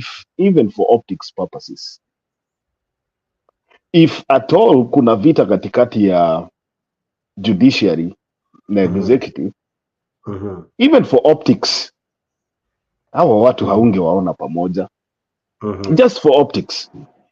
So hii ni mchezo tulikuwa tunachezewa, and this game ilipikwa muda mrefu sana, ndio finally umekuja umeona what has culminated here. Let's ask ourselves, was 25 judges, appointment of 25, sijui 15 judges were Supreme Court, alafu 10 sijui 11 were High Court or whatever, was it part of the discussion that was supposed to be the negotiation between the executive and the judiciary? Was Carlons, or whatever they call it, part of the negotiation that Martha Koome was supposed to have with William Ruto? Was that part of the discussion that William Ruto was talking about? No. So they have played with us. The funny thing is, Sisi, we don't see beyond what these politicians see. Tumechezewa hapa akili for some time, tumeambiwa there's a crisis, that is why the government cannot function, and everybody is now talking about why the judiciary is a failure in the Republic of Kenya. Yet many of us know very well that the judiciary has been something else since time immemorial. There have been people in the who have come in as a CJ and tried to reform the judiciary, but there are still elements in there that cannot be reformed. The big question is, the discussion that was there between Ruto, did it touch on anything that Ruto was complaining about? My answer is no. And we can see now that out of the deliberations that they had, we are told that there was an agreement that, each arm of government will come up with, I don't know, proposal or resolutions in 1 month time, which means there was no crisis in the beginning. If the crisis was too dire, then why are we even being told that there's another month that has been added to the discussion time frame so that these things can be sorted out? Kenyans, we should stop kuchezewa na hawa watu. The thing that William Ruto wanted is to make sure that when he comes out and stamps his authority, nobody will be able to question. And you see, for optics purposes, when the CJ goes there, State House, sits down, and then comes out later and takes pictures, standing next to the person who was bashing you for the past couple of weeks, saying that you are the most corrupt arm of government, saying that judges have been bribed to rule in favor of corrupt people, and then you stand next to that person and take pictures, then you are also demoralizing your team. What does it make that judge who is supposed to preside over a case that touches on the operations of the government, or maybe projects that coming from the government? How do they feel when they see you as the CJ standing the person who is bashing them? How do they feel? These people are demoralized. The next thing they will do is they'll be intimidated, because we know very well that promotion, judges want to be promoted. Judges want to work in a space and an environment where they feel comfortable.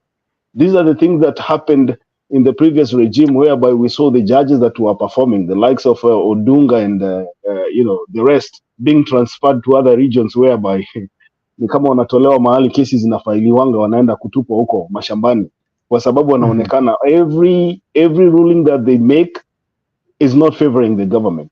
So the CJ standing next to William Ruto is telling his judges, is telling her judges that, hey, look, we already have been given what we were demanding, and hiyo ni tupatiwe loan ya magari na tuongezewe majaji wengine kama sijui 25. So what else do you want? Jakes, we unataka nini ingine? Kama tumepatiwa, nimeingia hapa State House, nimetoka na judge 25, nimetoka na ile Kalon mlikuwa mnanisumbua nayo, na mimi ndio CJ wenu. We unataka kurule against hii serikali ya kazi gani? And that is why you will see all these cases that are going to the court, to high court and everything. All these cases itakuwa zinakuwa rubber stamp na kuendelea.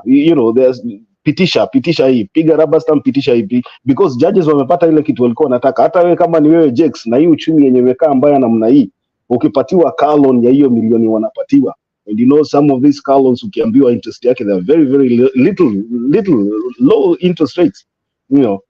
Why should you fight the government? We piga hii kitu rubber stamp. After all, even if it starts affecting people, wewe utakuwa unapata mshahara, you have security, you have car loans, you have everything. Hakuna kitu itakugusa. Ita affect ule common mwananchi, and that is why you see, even as my brother says here, Richard says that William Ruto is. I think William Ruto is not a smart politician. William Ruto has money, and he knows that he can buy anything. He knows how to bargain for somebody's price. He knows how to demand, to make sure. What he did to the judiciary is ask, wewe unanunulika pesa ngapi? How much do you cost? Na wakamwambia price yao. And so once amenunua hiyo, hakuna kitu kingine ambayo inazuia Kenyans kuumia. That's it. We are done. All right. Thank you. Yes. Wow. I'll be coming to Dogo to Nyagaka. I'll be coming equally to you as well, because Kenya Rebel is yet to make a submission. I'll be coming to you, Nyagaka. Just hold on, kidogo. Uzuri ya Mr. Rebel, at times he's brief. At times he can be brief. At times. Now, Kenya Rebel, how are you? I hope you're well.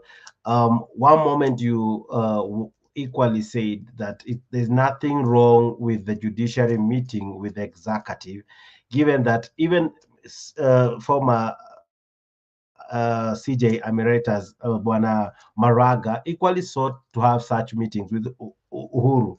But Uhuru, as you at times describe him, was a tough guy to have such meetings happen. Now that it happened with William Ruto, what do you make of it? What now do you describe William Ruto and how he has been able to achieve to have a sitting with the CJ? And of course, as Makiadi is raising, there were goodies that the CJ was able to walk away with.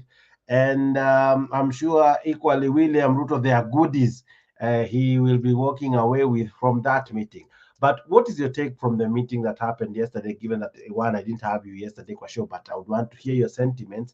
And the fact that we are seeing cases now, even long cases like the one that started in 2009, that for Njambine Road, that ilikuwa imekwama, but leo imekubaliwa kuendelea. Nema ambayo ilikuwa imepeleka the case in court, imejitoa, imeachilia hiyo story iendelee. Ile story ya SHIF imeachiliwa iendelee. This Friday ndio housing levy decision itakuwa made, and I'm almost certain, maybe I'm proven otherwise, that the court will equally allow this housing issue to continue. So what do you make of yesterday's meeting, and what are your sentiments, Bwana Kenya Rebel? Thank you, Jakes. Can you hear me? Yeah, I can hear you loud and clear. Okay, I'll try to be brief, as you've said. Again, Jakes, I go by facts, and if facts change, then I'll have to change my opinion. As of right now, there's no evidence that suggests that Ruto has co-opted the judiciary, as we are meant to believe by people who might not share his political view or whatever position. Or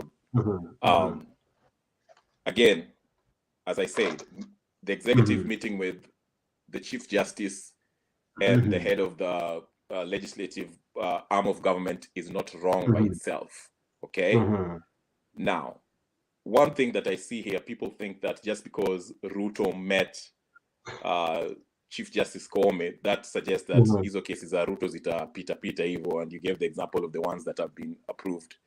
When the issue is before a judge, the lower courts, that judge does not look at Koome to make a determination whether Koome is going to be happy with his or her judgment or not. Okay, they make the judgment based on what the law says about the issue. Okay, so whether Ruto wants to meet Koome in State House or Sagana or whatever the case is, that has no bearing or should not have bearing on what the judge ruling is going to be. So let's stop this nonsense. But anyway, one thing I want to actually emphasize is that we spend a lot of time concentrating on the executive branch of government and its influence.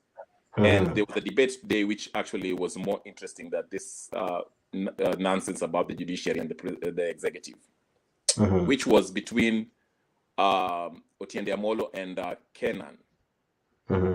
And it actually gave a glimpse of what goes on in the legislature. I keep on saying democracy is a participatory sport, okay? Because Kenan made a good point and told them, easy story, you keep on complaining that the Ruto has is holding the legislative body captive. I may co-opt, okay? I may know, or whatever the case. Even when you're in your minority, you have the powers to actually make things happen. For example, if you're complaining about the G2G deal, you say the government was not transparent about what went on. You can evoke Article 125 and bring these people. Actually, you have the same powers of the High Court to bring these people and question them. Tell the government to show you the deal, the certificate, the contracts between the government and whatever that oil company from Middle East. And let's take a look at it. Unakumbuka hapa, Jakes, when I came in and told you, when I asked you guys that ile story ya Kimwarer and Arroa, whatever the case is, the legislative MPs, Senate and MPs can actually summon these people and answer, tell us where that 65 million or whatever million we lost, where did it go? They have the power to do that, but they're not doing it. So, like I said,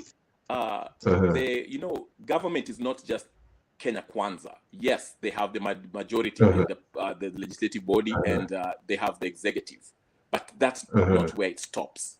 What's the work of the opposition? If I'm looking at opposition to do something to stop the influence of Ruto in the government, I'm looking at Raila Odinga. He's busy riding a donkey in Lamu thinking he's Jesus freaking Christ. Okay? These are the people who we are relying on to check the government. These are jokers, con men, clowns. Okay? So then you have somebody come here tells Ruto is buying everyone. Makiadi is telling us Ruto is buying it. Uhuru is 10 times richer than Ruto. He can spend his lunch money and buy everybody, including William Ruto if he wants to, if it's about buying people. So I don't buy this argument. All I'm saying is this, is we can't just keep on coming here and saying Ruto is messing up, and we fail to question ourselves. What is our representatives doing? Why can't we the people, put pressure on, hata kama when you're opposition, even if you're Azimio, what's your MP doing? And go look at that interview. And Kenan made a very good statement. He said, our to Azimio, in funerals, they make points on asema ati Ruto ni hivi wakifika kwa parliament. They support the Ninio. They support it secretly, usiku. And we see that. So what I'm trying to say is this. If you're looking for good governance and to be in the issue of patriotism, we shouldn't stop being patriotic because Ruto is messing up the country. We can be patriotic by actually making sure these people adhere to the constitution by putting pressure on our representatives, because these are the guys who actually can clip Ruto's influence on the judiciary or in the legislative body. Whether you have the numbers out there is irrelevant. Wake up pressure. Put them pressure so they know where you stand. I always get, and as I finish, again, the perfect example is finance bill. When it was time for to kupitisha finance bill, what did they do? 89 MPs didn't even show up. Then you come here and tell us that finance bill it's not helping Kenyans, and your very MP did not even show up.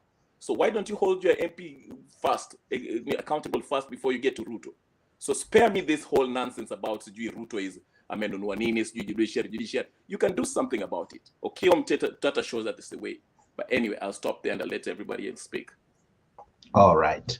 Nyagaka, before I give Makiadi, allow me to respond to this. I'm giving you time to respond. You have been absolutely intentional. Give you that time. Allow me to give Nyagaka a minute. I'll give you. Yes, Nyagaka. Yeah, hiyo ndio mimi nataka hata Makiadi aanze majibu yangu, kwa sababu on the other show Makiadi ambao mmenifungia, na I'm very proud that I don't even get there because you are one-sided. Ni kwamba niliwaambia Ruto will win these elections, my friend. Hata nikapeti mwingine alikuwa anaitwa Kikwete $1,000 hata kutoka siku hiyo kurudi. Ni kwamba all you are talking about Makiadi is hot air, my friend. Kwa sababu vile revolutionary amesema, as a matter of fact, revolutionary, I really appreciate you and thank you very much for all the words you have said. Let me use some of them.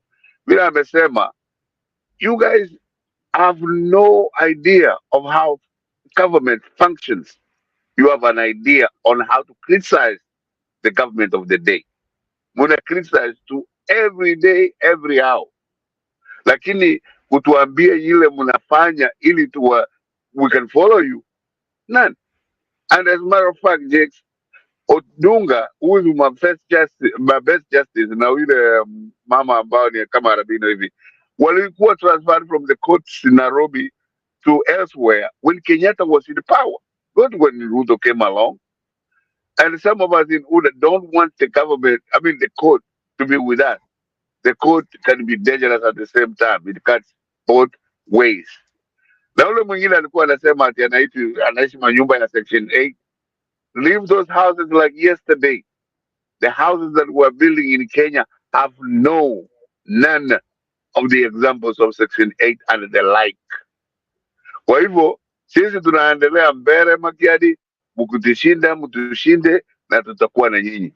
Yule mlikuwa mnanishambulia wakati wa kuambia kwamba Ruto anashinda, amutashinda Ruto, is the same way I'm telling you. Amutashinda Ruto 2027. Mkikama hapo with any ideas ya kumshinda, tutawafuata. Sio kwamba lazima mkuje na very negative stories ya hii serikali ni mbaya, hii serikali ya nini. No, that's not even how any country functions. It functions on positive ideas. Kenyans are very positive people, all of them. Vile wanapendwa ulimwengu mzima, makiani kama wewe unapendwa na watu ambao unaishi nao, because we have been raised with a positive energy. Na hii negative energy munayo ya Ruto is just that, kwa sababu yeye anasema na kutenda. Yule alisema atafanya, anafanya. Na kama for the last time, Jex, mukitushinda mushinde, and we will congratulate you and move on. Thank you very much, Jex. All right. Now Makedi umetajwa mpaka let me start Jex by you are well able to defend yourself now, but even as you're defending yourself, I know you have captured all that has been said, I'm sure, so that I don't interrupt you, but if kuna yenye utakosa kusema nitakukumbusha. All right, but go on. Yeah, let me start by responding to what Penyagaka is telling me. I think Penyagaka, you're still stuck in the election cycle. People have moved past that. You are still stuck about kushinda na kushindana 2027. You are talking about the current happenings right now in our country. And we have, like I told you before, we have no obligation to support William Ruto.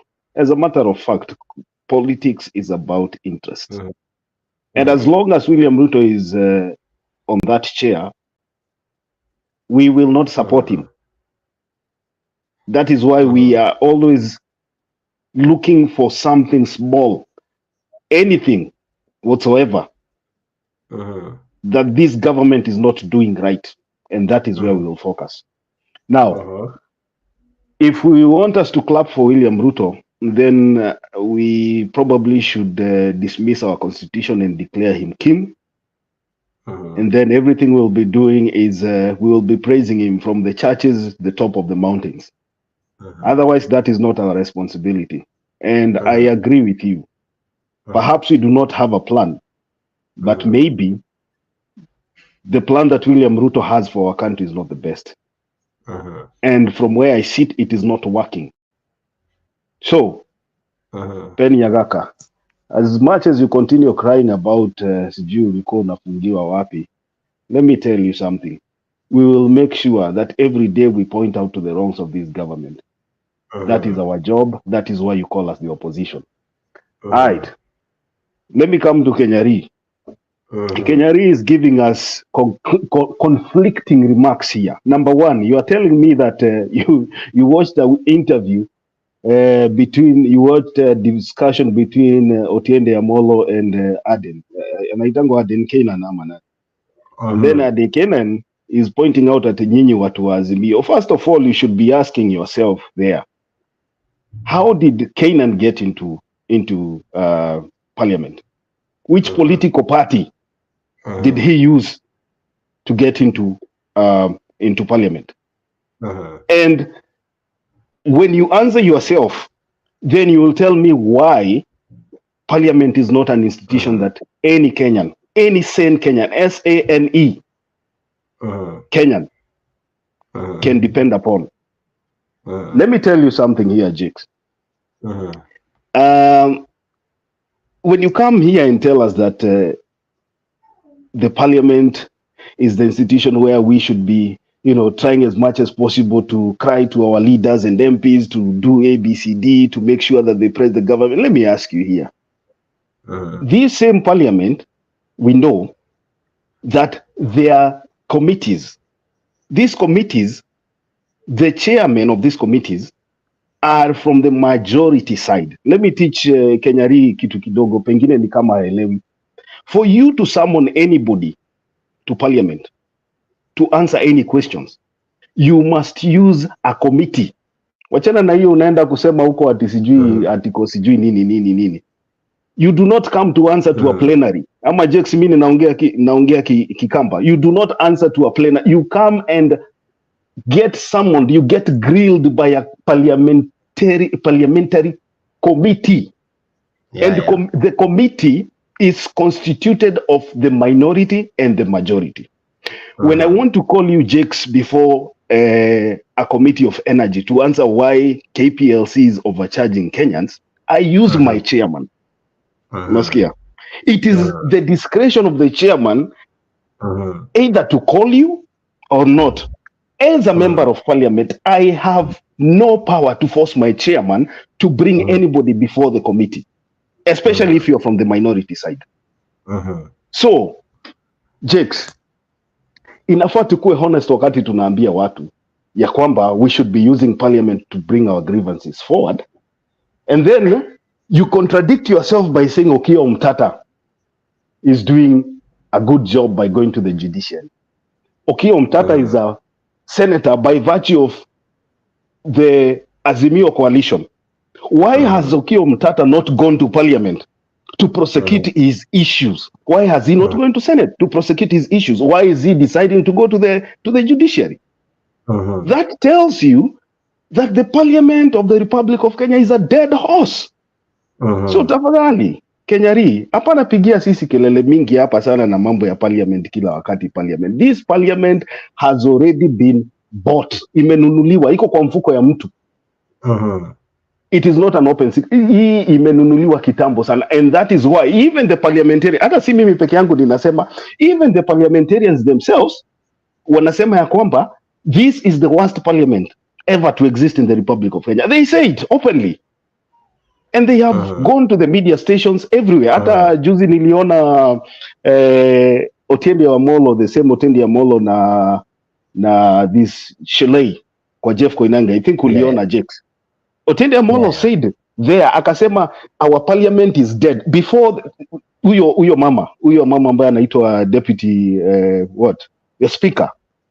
And that lady said that the reason why mnasema namna hiyo ni kwa sababu it's the same language yenye Kenyari anatumia hapa. This parliament that William Ruto is presiding over, we say I will call it William Ruto's parliament, is one of the most ineffective parliaments ever to exist in the Republic of Kenya. And we are not going to change my mind about that, because everything that has been brought before this parliament has been rubber stamped. Even the things that Kenyans have said no to has been passed by this parliament. And that is why it has taken Kenyans to go, a step further and run to the judiciary to try and, limit the passing of these unscrupulous bills through parliament. So let us agree here that parliament is not an option, not this time.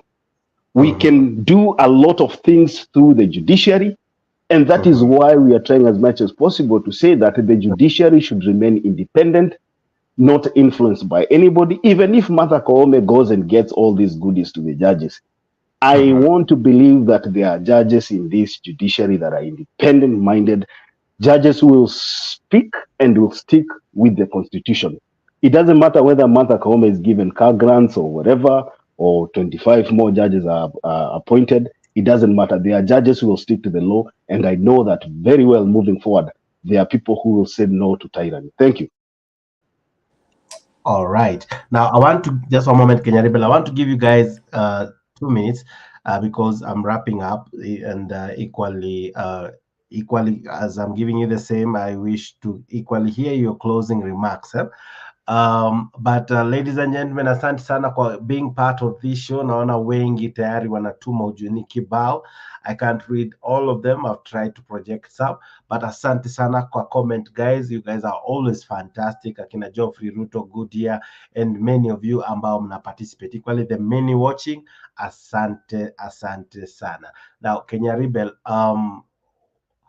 you have been mentioned equally, but even as you give me your closing remarks and all, as much as I agree with you and equally disagree with you at the same breath, at what point do we say that finally we have a working parliament, finally we have a working judiciary, finally the executive is not far-reaching its hand to influence anything, either in the legislature or the judiciary.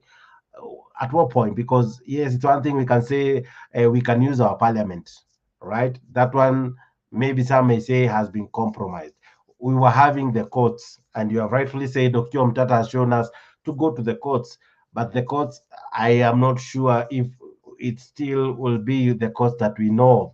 So at what point will we have a country where all the arms work independently and of course interdependently in a way that really benefits mwananchi? Because by the end of the day, it's about mwananchi, whether it's through parliament, through the judges, through the president, or any other thing. It's about mwananchi eventually.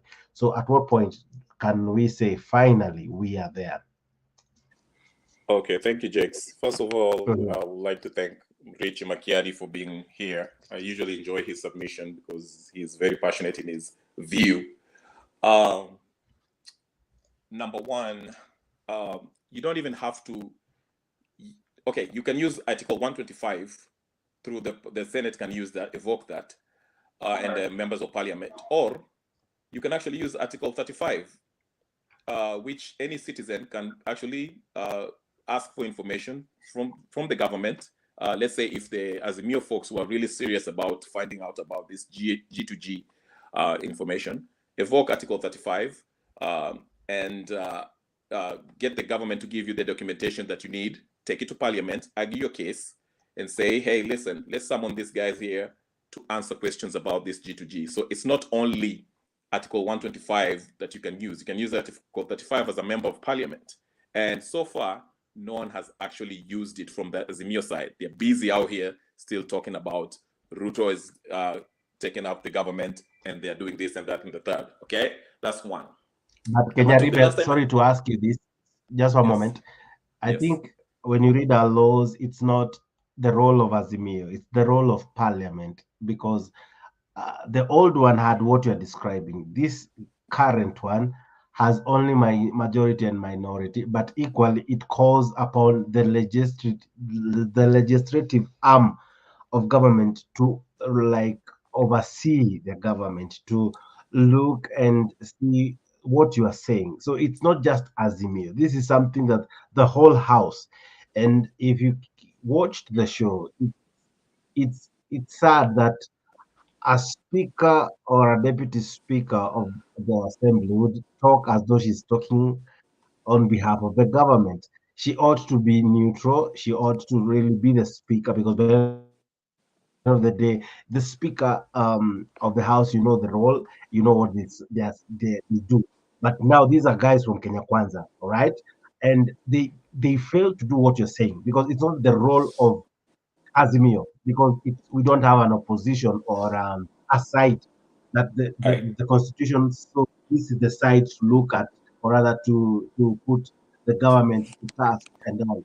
So I think you should ask us to look at our parliament, the whole house. It's about the whole house. Okay. Because as Makiadi was trying to tell you, even how we work compared to other times, we work through committees. So is it fair to just call on Azimio? Yes, there's a reason why I'm saying that. I was I'm very deliberate in what I'm saying, because in the Parliament, of course, we have two coalition parties, and they'll vote. Usually, the people who has the lesser number, they're considered the minority. The people who have more numbers are called the majority. Okay, that's where you have Wandai and the gang and the Chungwa and whoever else. Okay, now the reason why I use Azimio is because Azimio are the most vocal about this G2G thing. They're doing their job by actually partially doing their job by calling out what Ruto is doing wrong, as they were celebrating about this G2G, wanakimbia hapa kwa mazisho kituambia mambo ya G2G. But I'm saying this, if they're serious about this issue, them being a minority does not stop you from doing this. That's why I used Article 35.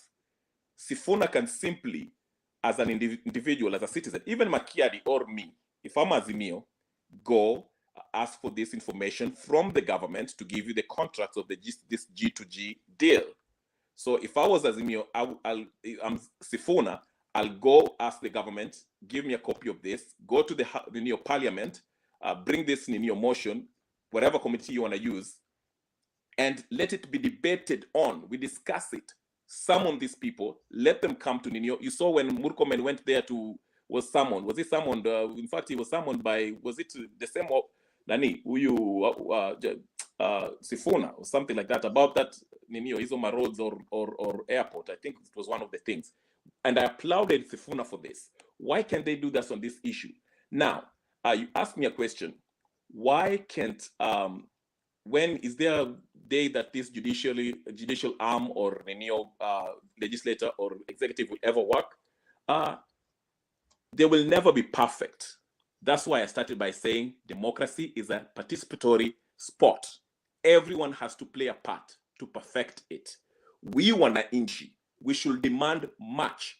That's why I'm saying if I was Azimio, and by the way, the last time I checked, Okiya Omtata is not Azimio, he's independent. If I'm not wrong, I'm willing to stand to be corrected if I'm wrong. Okay? So I'm saying this, if I'm Azimio and I'm serious about these things that they're complaining about Ruto, why can't you bring this thing at the legislative body? We're supposed to debate it. Summon these people, evoke Article 35, evoke Article 125 to bring these people and ask them, where is the money? Where did the money go? Okay. Now he asked me a question. Why didn't Okiya Omtata do the same? Okay. Okiya Omtata is independent, from what I understand. The vote was ilipitishwa, and after it ilipitishwa illegally, the next recourse that he could have taken was to run to the judiciary and file a petition against that. Okay, because he doesn't have numbers. He's just independent. Okay, he doesn't, but he was against it. Okay, because Azimio folks, they didn't show up. All right, so that's why he went to the judiciary to stop it. Now, if the judges, on Friday, hiyo maneno ikikatwa, because remember it was already, hiyo mambo ya affordable housing was already declared unconstitutional. Alafu wakaenda appeal ikasema waipatie 30 days or whatever. So if the judiciary wakikata hiyo kesi and give Ruto permission kuendelea na hii affordable housing, then I can come here and say, you know what? After him meeting with Koome and they declaring this thing okay to go on, while we know it's unconstitutional, then we can say, you know what? Ruto has actually captured the judiciary. Because after that, that's why I said, if facts change, I will change my position. But what I'm trying to say in summation, as I wrap up, is this. We can't sit here and all we do is say, Ruto is doing this, Ruto is doing this, destroying. We have a part to play. And we have a part to play by pressuring our representatives. If you ask Makiadi, who is his MP? He probably doesn't know, but he will be here talking about the parliament has been captured, or the Senate have been captured. Yes, they'll be captured because you're not doing anything to actually put pressure on these people. They're busy running around in ODM wanafanya ninio for 2027 or whatever the case is. So that's what I'm talking about. Instead of concentrating on the executive, how about we strengthen and put pressure on the legislative, which is directly represent us, where we can actually demand our interest to be brought forward. Thank you very much, and it's been nice. That is all. I think equally I think that is your closing remarks. Yes, thank you. All right, but at least you have made a statement yenye nimebambika nayo kwamba tomorrow, actually today is Thursday here in Kenya. Tomorrow is when the ruling is happening. So I really want to see you in the show, whatever verdict is given, and I would want to really see you swallow your words. All right. Now, I will be. What time will it be? Sorry, before I go ahead. What time will it be? Times tunaonanga siku hizi our judgments zinafanywa saa 8, so maybe tomorrow in the afternoon we should be able to know exactly what is the verdict ya hiyo story ya housing tomorrow Friday. Yes, so tomorrow evening tomorrow evening, that is the topic we'll be looking at. Now, Makiadi, your closing remarks and equally your sentiments, of course, in rebuttal to what Bwana Kenyali is saying, and equally, I'm sure you know your MP, but anyway, utatuambia kama ujui tutaweza Google tu hapa mbio mbio. But go ahead. Jakes, mambo ya MP. I think I'll not respond to that, but I think I know my my leaders very well, more than my brother Kenyari knows them. So I'll not go down that tunnel with my brother here. What I want to say is this. I think Kenyari, what you keep on doing is giving conflicting remarks. You tell us here that we can pressure our MPs to go and press these issues in Parliament, and then you come and tell us again the reason why Okiya Omtatah went to seek redress in the courts is because he's a man by himself. He's independent. He doesn't have numbers. So we as people who are listening to you, Pen, can you mute tafadhali? Yeah, as people who are listening to you, we get confused. Where do you stand? If you can tell us here that Okiya Omtatah is an independent, he does not have numbers, and that is why he runs to court to seek redress. And then you are the same person telling us here, it doesn't matter whether you are a minority or not, you can ask, you can summon these people to Parliament and grill them.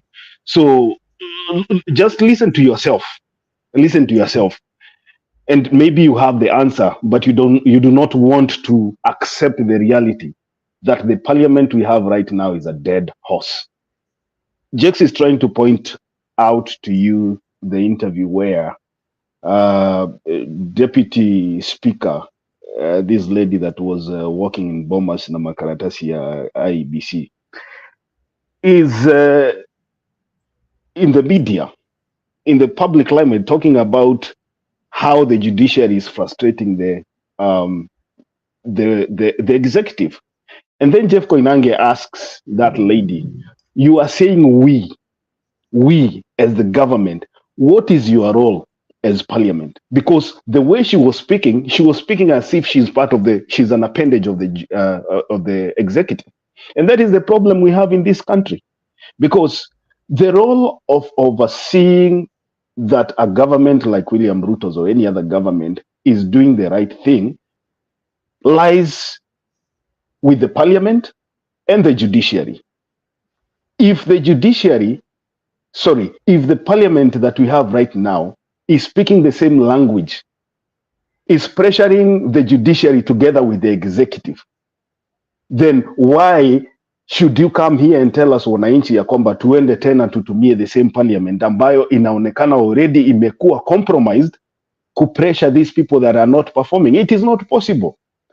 What I want to say is this, from where I stand, and maybe I might be proven wrong maybe after these coming rulings, from where I stand, the judiciary is the only body right now that can be able to check the executive, period. Wewe ukisema hapa tutaenda kuitisha makaratasi sijui ati uta invoke sijui ati kwa 30 what. Kenyari, let me tell you here today.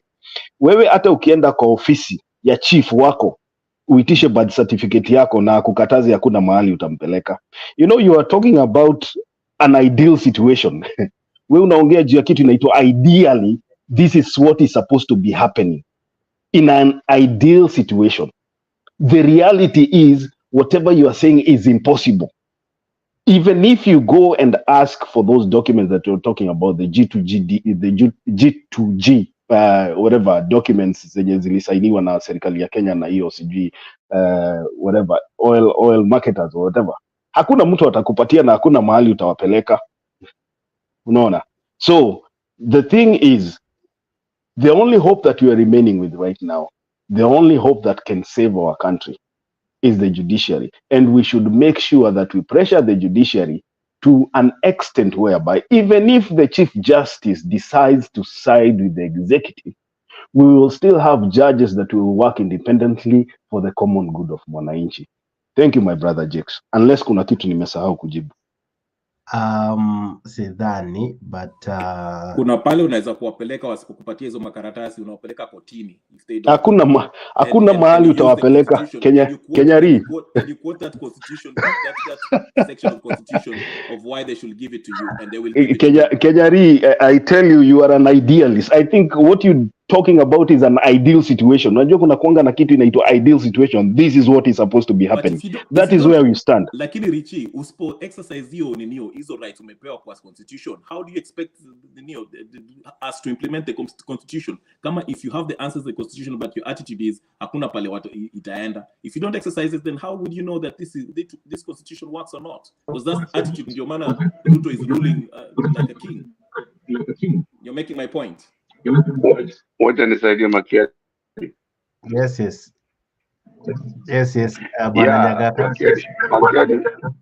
Makiadi have a live case kwa huyu kama huyu chief huyu anasema kuna mahali utamchukua mtu alimchukua watu kutoka nyumbani walimchukulia makaratasi au wekese hii ya birthday nini akakataa akasema alipatie 5,000 na wakaenda kwa DCI akawapatia hizo pesa lakini silikuwa marked. As we speak right now, the gentleman is fired.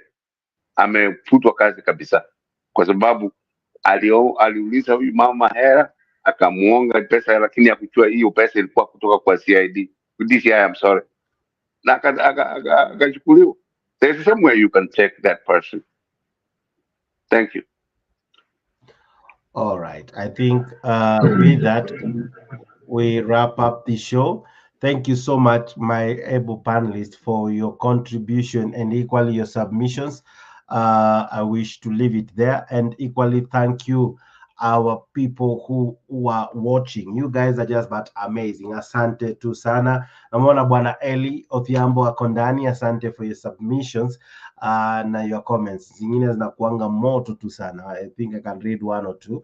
This is what you're saying, that it is insane that the panel doesn't get it, that the whole musical chairs, Parliament, Executive, and Judiciary are colonial vestige that will take Kenya at least 100 years to evolve in. Well, sawa, you're equally saying that the European countries had an essential practice that followed from the numerous wars they fought for hundreds of years. Sentiments zake Bwana Eli, asante sana na umepotea sana, but I know you are well. Tutapatana tu kwa hizi corridors za Africa 24. All right, now guys, with that we come to the end of the show. I have really enjoyed having the conversations that we have had. I'm sure you too have enjoyed. All right, this happens here at Africa 24 every night from 10 p.m. So kindly consider subscribing and being part of this great family, and equally being part of these shows that happen here at Africa 24, and equally those joining us in other platforms like Facebook, equally follow us on YouTube and be part of this great conversation. Asante sana. Now, I now want to introduce something I'll be trying to be doing every day, and that is the clip that is trending, the funny clip that is trending. Now, this is a person who went to a hospital, right, here in Nakuru actually, and wanted to stop someone in dialysis kwa sababu yeye ni mse wa kanjo. What do you make of this? There's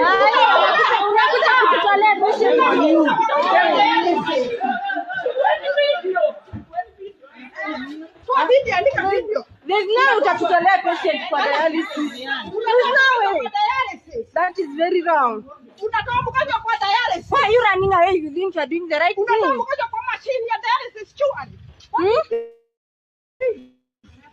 What is this? What is this?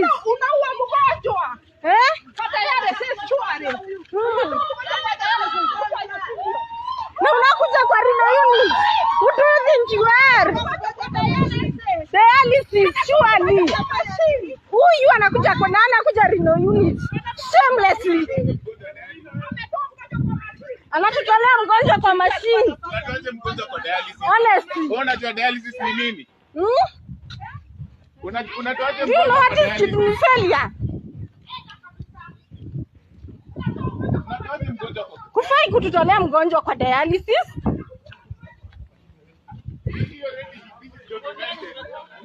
Unatutoleaje mgonjwa kwa Rino unit? Why are you doing that to us? Hatuna violence. No. Listen. Msitutolee wagonjwa kwa mashine. No. Sasa kama yeye nikaanjo mtu wangu mimi kwa mkono kwa mkono kwa mashine. Ametoa kwa mashine kwa nini? Ametoa kwa mashine.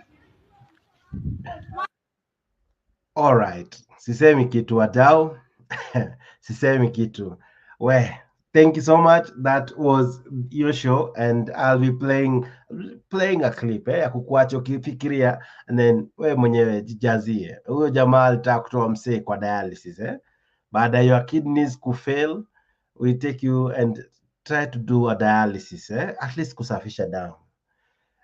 So baada ya kusafisha streets za Nakuru, baada ya kuhakikisha hawkers wamelipa taxes and all, huyo jamaa wa Kanjo akaona manze sawa, acha niachie hapo, allow me not to say anything else, but watu wa Kanjo mnaweza fanya hivyo Anyway, thank you so much. This has been Africa 24. See you today morning at 9 a.m. And of course, we'll have another good one. Nimekuwa requested hii song tuishi tu kwa hivyo. Ni sawa, nimekubali. Sawa, all right? Good night, good morning, good afternoon. See you in the morning. Bye-bye. Tunasonga mbele watu wote wa Jamhuri Kenya yetu. Tunasonga mbele watu wote wa Jamhuri Kenya yetu. Haya sisi sote wananchi tushangilie. Kwa Jamhuri, kwa Jamhuri, kwa Jamhuri Kenya yetu yaenda mbele. Kwa Jamhuri, kwa Jamhuri, kwa Jamhuri Kenya yetu yaenda mbele. Mwaka wa 60 umefika, tangu Kenya iwe huru. Mwaka wa 60 umefika, tangu Kenya iwe huru. Haya sisi sote wananchi tushangilie. Kwa Jamhuri, kwa Jamhuri, kwa Jamhuri Kenya yetu yaenda mbele.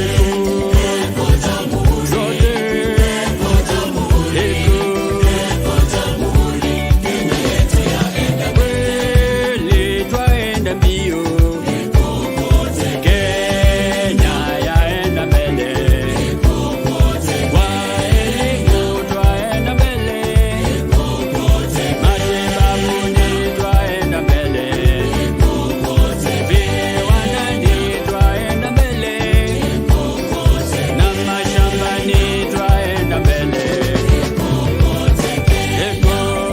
Kwa Jamhuri, kwa Jamhuri, kwa Jamhuri Kenya yetu yaenda mbele. Kwa Jamhuri, kwa Jamhuri, kwa Jamhuri Kenya yetu yaenda mbele.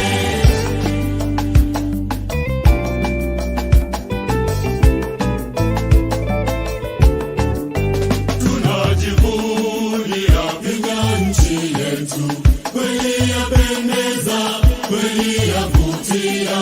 Tunajivunia Kenya nchi yetu, kweli yapendeza, kweli yavutia. Kenya nchi yangu nitaitoloza, nitailinda maishani mwangu. Kenya nchi yangu nitaitoloza, nitailinda maishani mwangu.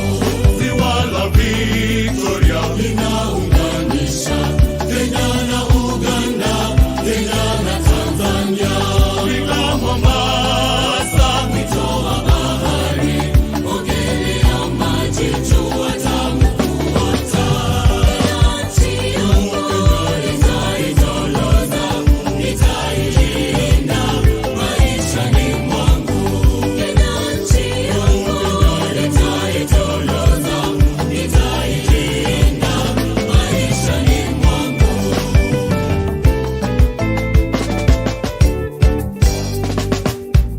PPMC Production. Tushangilie Kenya, taifa letu tukufu, Kenya tunayoipenda.